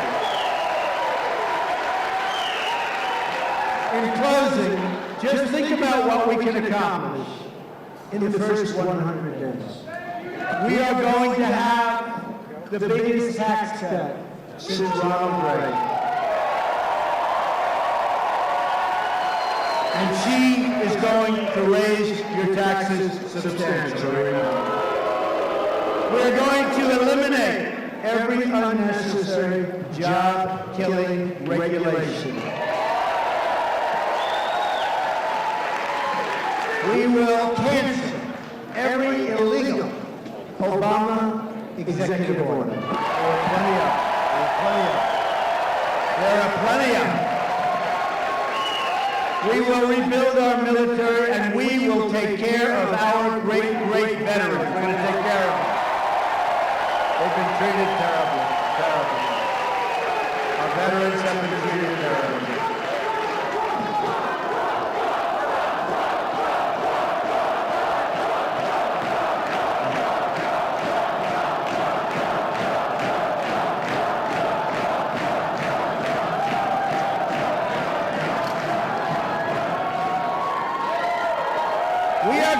Provide school choice and put an end to Common Core. We're bringing our education local.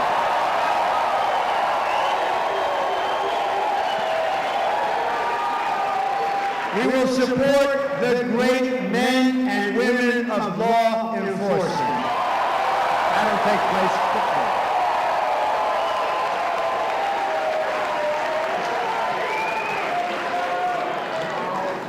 The National Rifle you know this, right?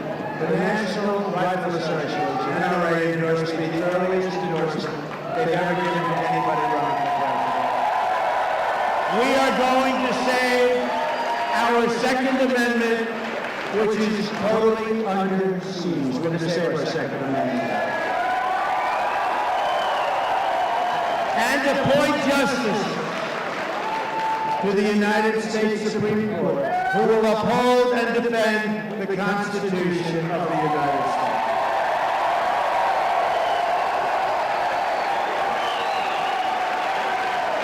Hillary wants us to think small, wants us to believe things can't change, and wants our lives to revolve around Washington, D.C. I am asking you to dream big, to push for bold change, and to believe in a movement powered by the people and by their love of this great country.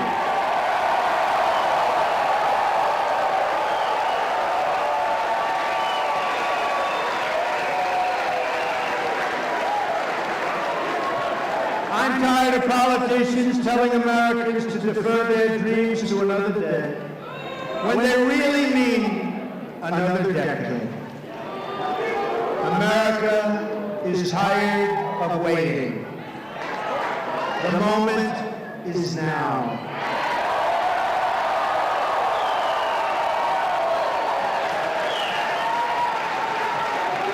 There has never been a movement like this in our country's history. There never will be again. But we have to take advantage of it on November 8th. We're going to turn things around and rapidly. All we have to do is stop believing in our failed politicians and start believing in each other and in our country.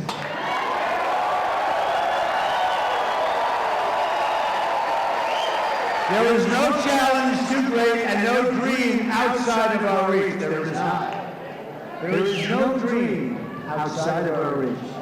Don't let anyone tell you it can't be done. The future lies with the dreamers, not the cynics and not the critics.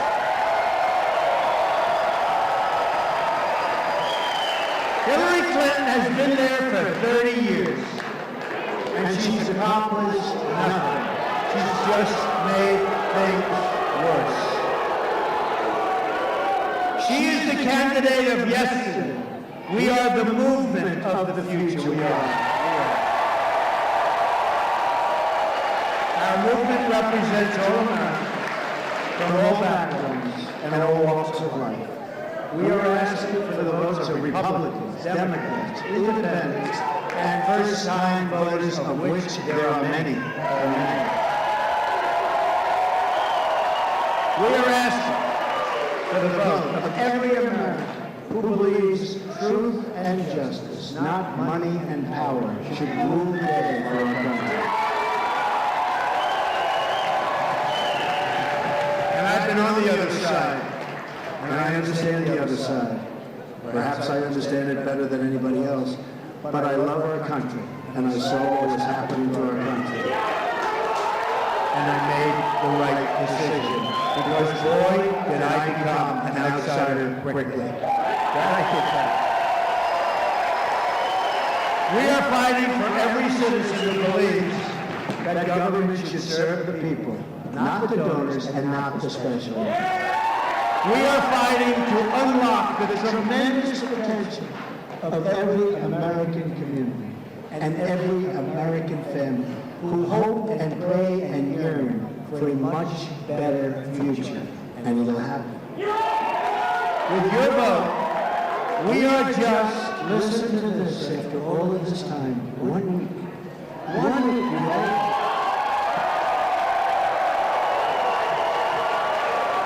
This started on June 16th. June 16th. Thank you. Thank you.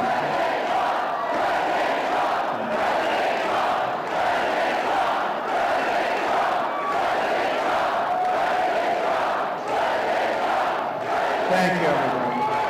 I will not disappoint you, that I promise. That I promise. You have to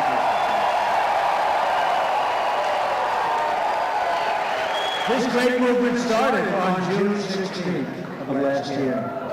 And now we're 1 week away, think of it, 1 week from the change you've been waiting for your entire life. 1 week away. So on November 8th, go out. Don't disappoint yourselves, your families. Don't worry about me. We have to do it. We really have to do it. Because together, we will make America wealthy again. We will make America strong again.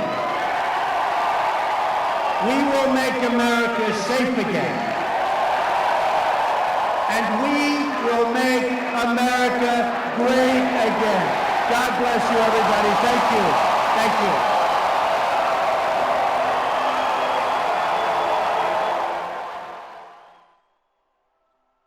All right, everybody. Well, that was Donald Trump speaking earlier today in Wisconsin.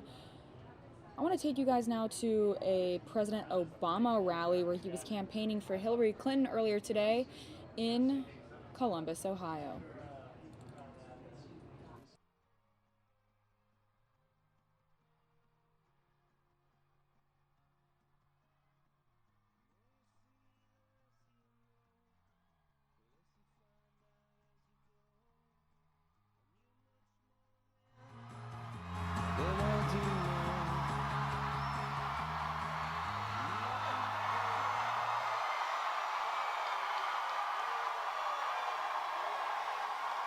Hello, Columbus!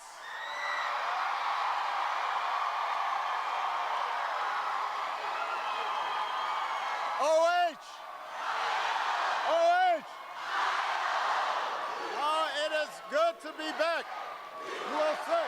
USA! USA! USA! USA!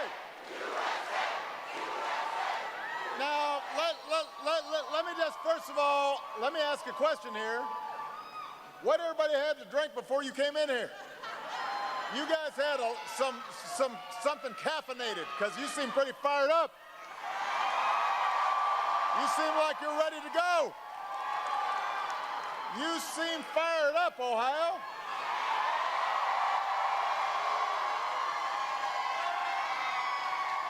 Let me begin by, first of all, thanking your outstanding Congresswoman Joyce Beatty for that introduction. You've got Mayors Ben Kessler and Andrew Ginther here. Your next United States Senator Ted Strickland.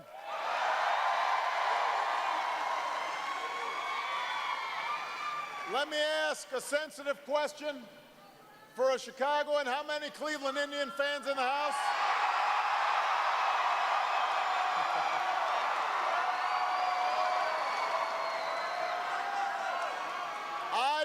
I just want you to know that you don't have to worry, because we will get you out of this auditorium before the first pitch.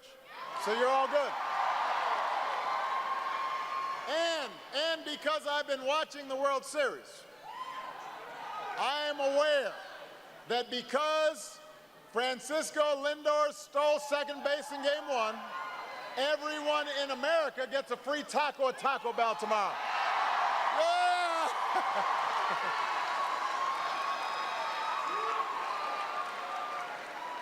I mean, this guy was so fired up about the free taco. Look at him. I have never seen anybody so excited about a free taco. This guy right here. Now, there is a reason, the reason I'm bringing this up. If you can find the time to get a free taco,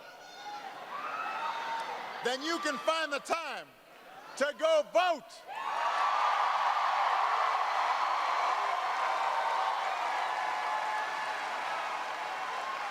If you can find the time to go to Taco Bell, you can find the time to go to iwillvote.com, find your nearest early voting location, and cast your ballot. And although Election Day may be 1 week away, here in Ohio, you can vote right now. You can vote right now. You can vote and then go get your taco.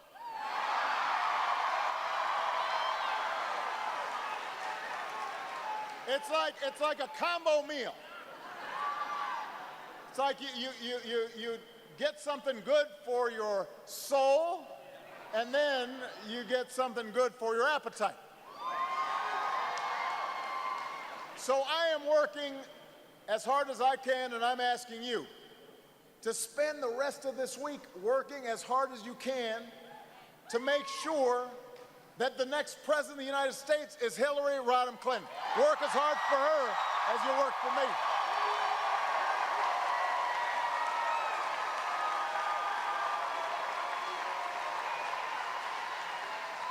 And Hillary, Hillary, Hillary, Hillary, Hillary, Hillary.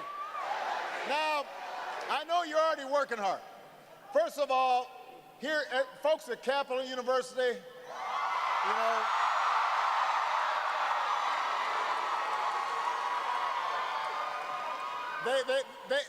I know that they are a purposeful group of young people, that young people at this university understand the stakes, and they're going to make sure to vote.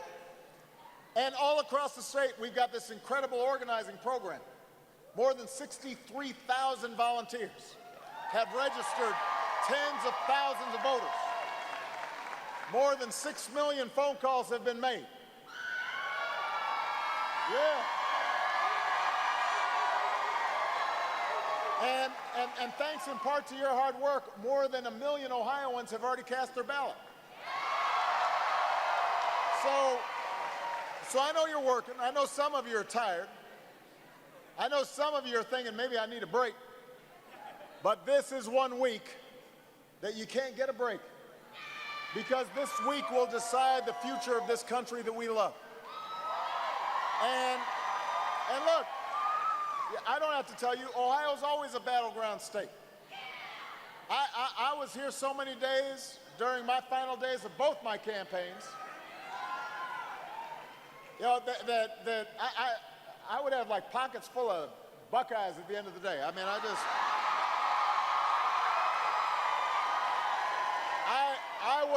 was just parked here, and you delivered for me. And I told you, but remember what I told you at the time. I said, look, my slogan's not yes I can, my slogan's yes we can. I told you back then that I told you I wasn't a perfect man, and I wouldn't be a perfect president, but I told you I would work as hard as I could every single day to make sure that your lives were a little bit better.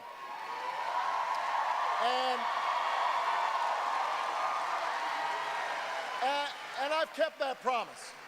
I've kept that promise because I remember the conversations we had with auto workers who'd been laid off, with folks who didn't have health care, with young people who are trying to figure out how to afford college. And over the course of these 8 years, we have battled back from what was almost a Great Depression, so that now incomes are rising again, and poverty is falling again, and businesses have turned job losses into 15 million new jobs. And 20 million people have health care that didn't have it before. And auto workers are back on the job, producing the best cars in the world. The uninsured rate has gone down. We're covering more than 90% of Americans for the first time in history.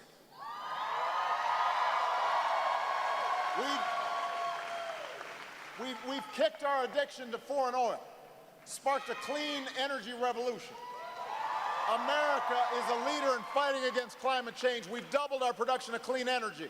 We've brought back our outstanding men and women in uniform from Afghanistan and Iraq, and we pursued Osama bin Laden until he met justice.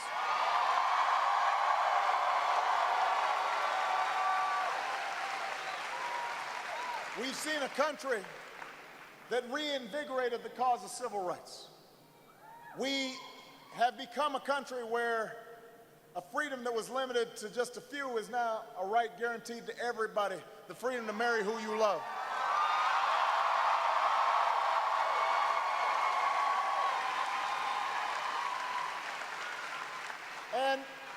you know, all of this happened because of you. I mean, I was your front man, but you were the band. And all across the country, I've seen what has always made America great is its people. People working hard, people starting their own businesses, teachers reaching into their own pockets to make sure their kids had school supplies. I've seen doctors serve the poor. I've seen our men and women in uniform, our brave police officers and first responders running towards danger to keep us safe. I've seen the patriotism of young activists speaking out for what's right even when it's uncomfortable. Part of a young generation calling us to live up to our highest ideals. I have seen Americans of every faith and every party who know that we're stronger together. Young and old, men and women, black, white, Latino, Asian, Native American, people with disabilities, all pledging allegiance to the red, white, and blue. That's the America I know.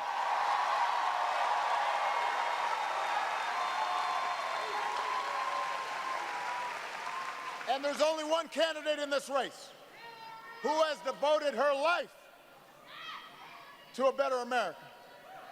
And that's the next president of the United States, Hillary Clinton.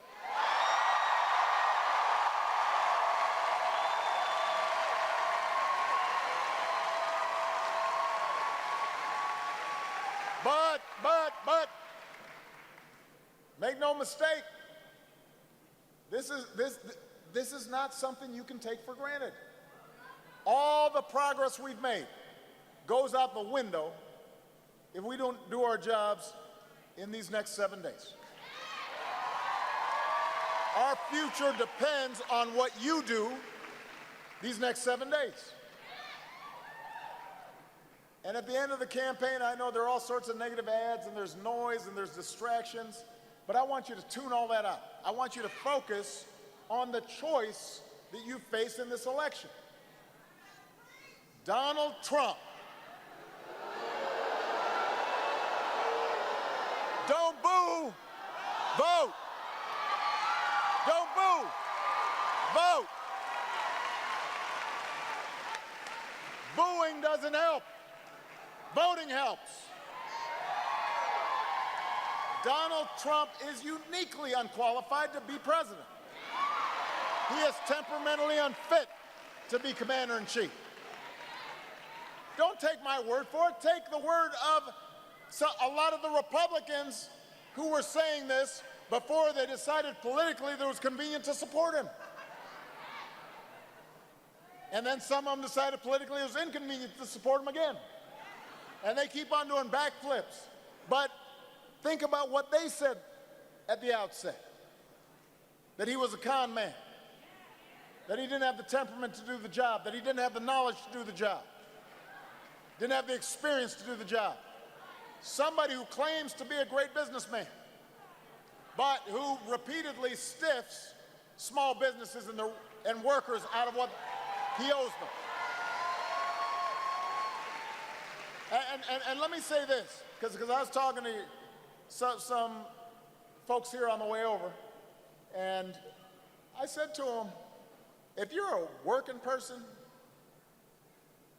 if you are out there every day working hard, punching a clock, the notion that this guy is your champion, the notion that this guy's going to fight for working people, when his entire life he did not have time for anybody who wasn't rich or a celebrity, who wouldn't let you into one of his hotels unless you were cleaning the room, wouldn't let you onto one of his golf courses unless you were mowing the fairway. Come on. This guy is going to be your champion? Come on. You know, because there are a lot of working folks in Ohio, proud people, you know, who make an honest living. And I hear them saying, well, I don't know, Trump maybe, you know, maybe not so bad. Come on.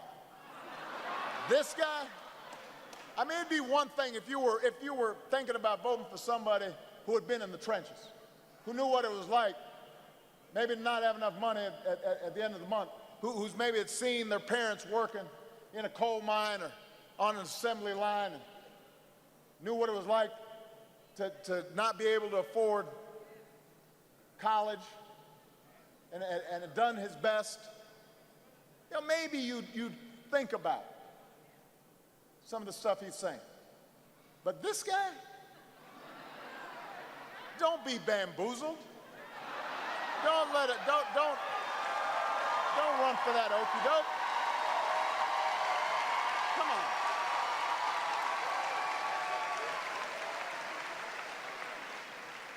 Come on. That guy had never worn a baseball hat or a seed hat until he started selling them to make some money. Come on.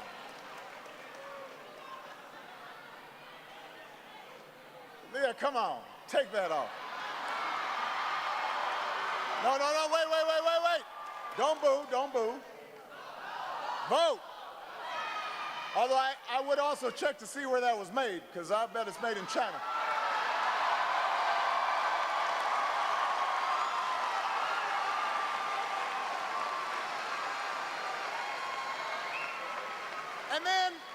And then this is the only candidate in decades, the only one who refuses to release any tax returns whatsoever. Now maybe this is because he's not as rich as he says he is. But maybe it's because he admits he hasn't paid his federal income taxes in years, which he says makes him smart. But actually what it means is after this country has given everything to you, you're not going to give a single dime back to our troops or our veterans or building roads or building bridges or to our universities so that young people can get an education. Come on. Says he'll be his own foreign policy advisor because he says he's got a good brain. Who talks like that? We can't afford a president whose brain has suggested that we should torture people again or ban entire religions from our country, who insults POWs or attacks Gold Star mothers or talks down to our troops and our veterans. Even a Republican senator said we can't afford to give the nuclear codes to somebody so erratic.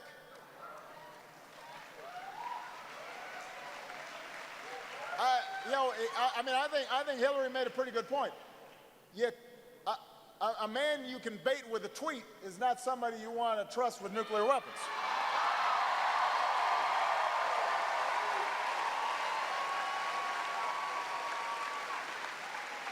So I want to, in particular, talk to working people out there who are even thinking about voting for this guy. Somebody who spent 70 years on this earth, showing no regard for working people, open disdain, not just for immigrants or Muslims, but Americans with disabilities. And we know what he said about women. This is the guy that you want to be representing the entire country all around the world. And by the way, this is not just one tape where he's bragging about how being famous allows him to get away with actions that qualify as sexual assault. This is a lifetime of calling women pigs and dogs and slobs and grading women on a 10-point scale. But part of what I'm concerned about is we start acting like this is normal. And I hear people saying, well, this is just locker room talk. I've been in a lot of locker rooms. And I'll admit, you wouldn't want to publish everything said in the locker room, but that wasn't said. This is habitual, and it is a part of who he is. And when I hear people justifying it or making excuses or saying, well, I don't like that part of what he says, but I support his policies, and when I hear Republican officials saying, as long as he's willing to pass our budget, and our tax cuts, then we're supporting him. Let me tell you something about this office. Who you are, what you are, does not change once you occupy the Oval Office. It doesn't.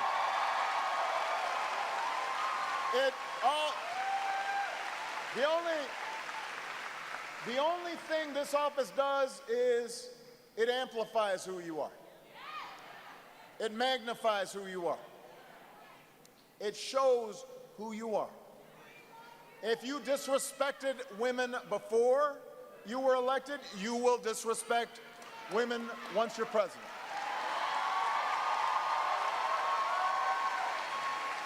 If you tolerate supporters who are Klan sympathizers before you're elected, then you'll receive their support once you're in office. If you disrespect the Constitution by threatening to shut down the press when it doesn't say things you like, or threatening to throw your opponent in jail, or discriminating against people of different faiths, if you do that before you are elected, then what are you going to do when you have actual power to do those things?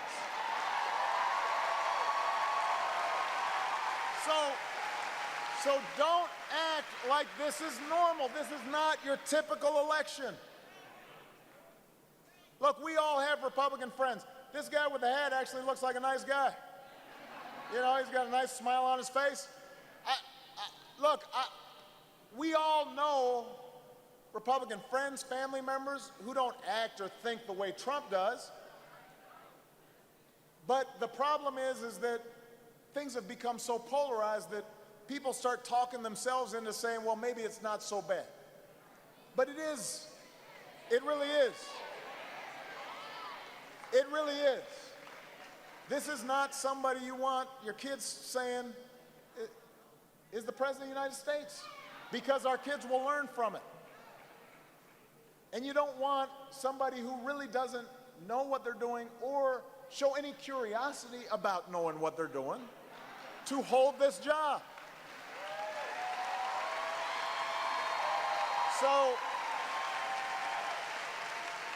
But the good news is Ohio, all of you are uniquely qualified to make sure he doesn't get that chance.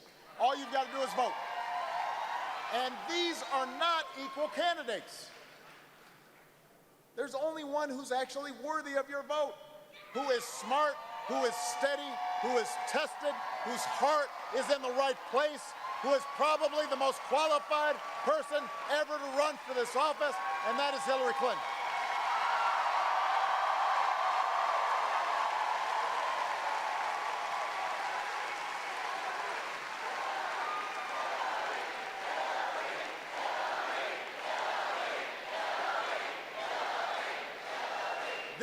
Hillary is somebody who we know has dedicated her life to making this country a stronger, better place. Works hard every single day. I love you back, but I want to talk about Hillary for a second. I saw her as my Secretary of State. I saw her in the Situation Room, making arguments to go after bin Laden, even though it was risky. Tirelessly circling the globe as Secretary of State. Respected around the world.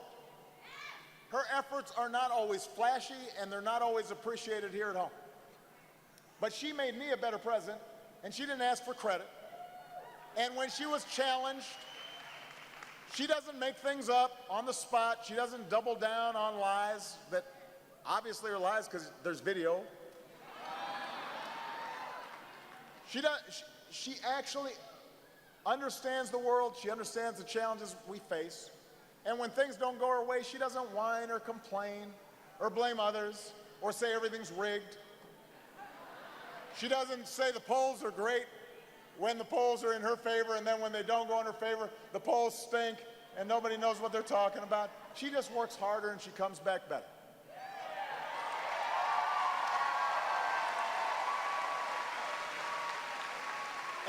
And she knows that the decisions that a president makes mean whether or not somebody gets a job out there. It means whether a veteran's getting the right care or not. It means whether a soldier is going to be put in harm's way or not. Knows what it means to parents trying to make ends meet.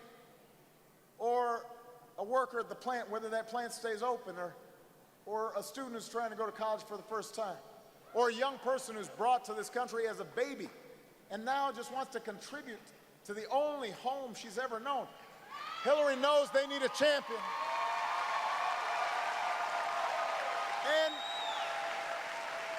And she has concrete plans to do what she promises. She's thought it through. And she values hard work, and she respects working Americans. And she'll be a commander-in-chief who finishes the job of defeating ISIL. And she will be a smart and steady president of the United States. But, look, I just want to be honest with you. Because she's been out there for so long, sometimes in this culture, we always want to see the new shiny object. And if you get beat up enough in this political environment that's so toxic, after a while people start believing stuff. Hillary Clinton is consistently treated differently than just about any other candidate I see out there.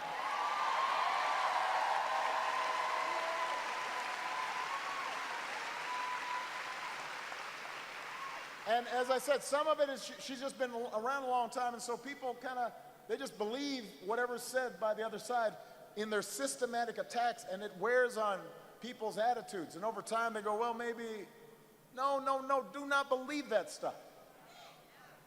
Has she made mistakes? Of course, so have I. There's nobody in the public arena over the course of 30 years that doesn't make some. But she is a fundamentally good and decent person who knows what she's doing and will be an outstanding president.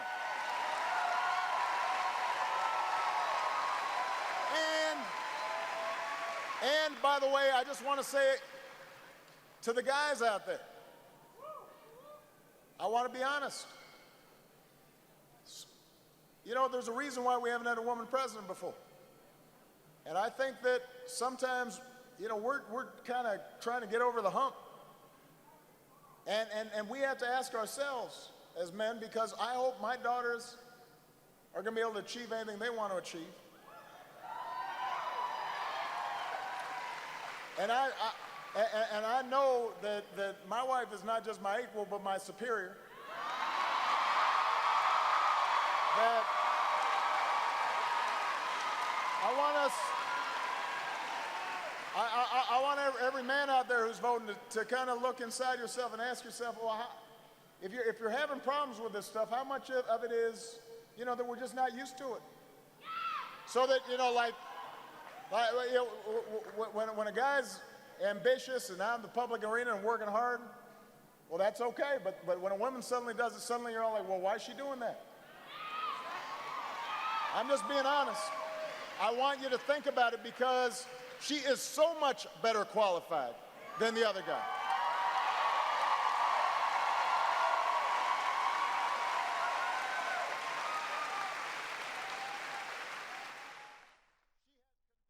All right, everybody. Here's a live look of New York City right now. That's the end of tonight's Fox News Now stream, but we'll be back on the air tomorrow at 9 a.m. Thanks for joining us.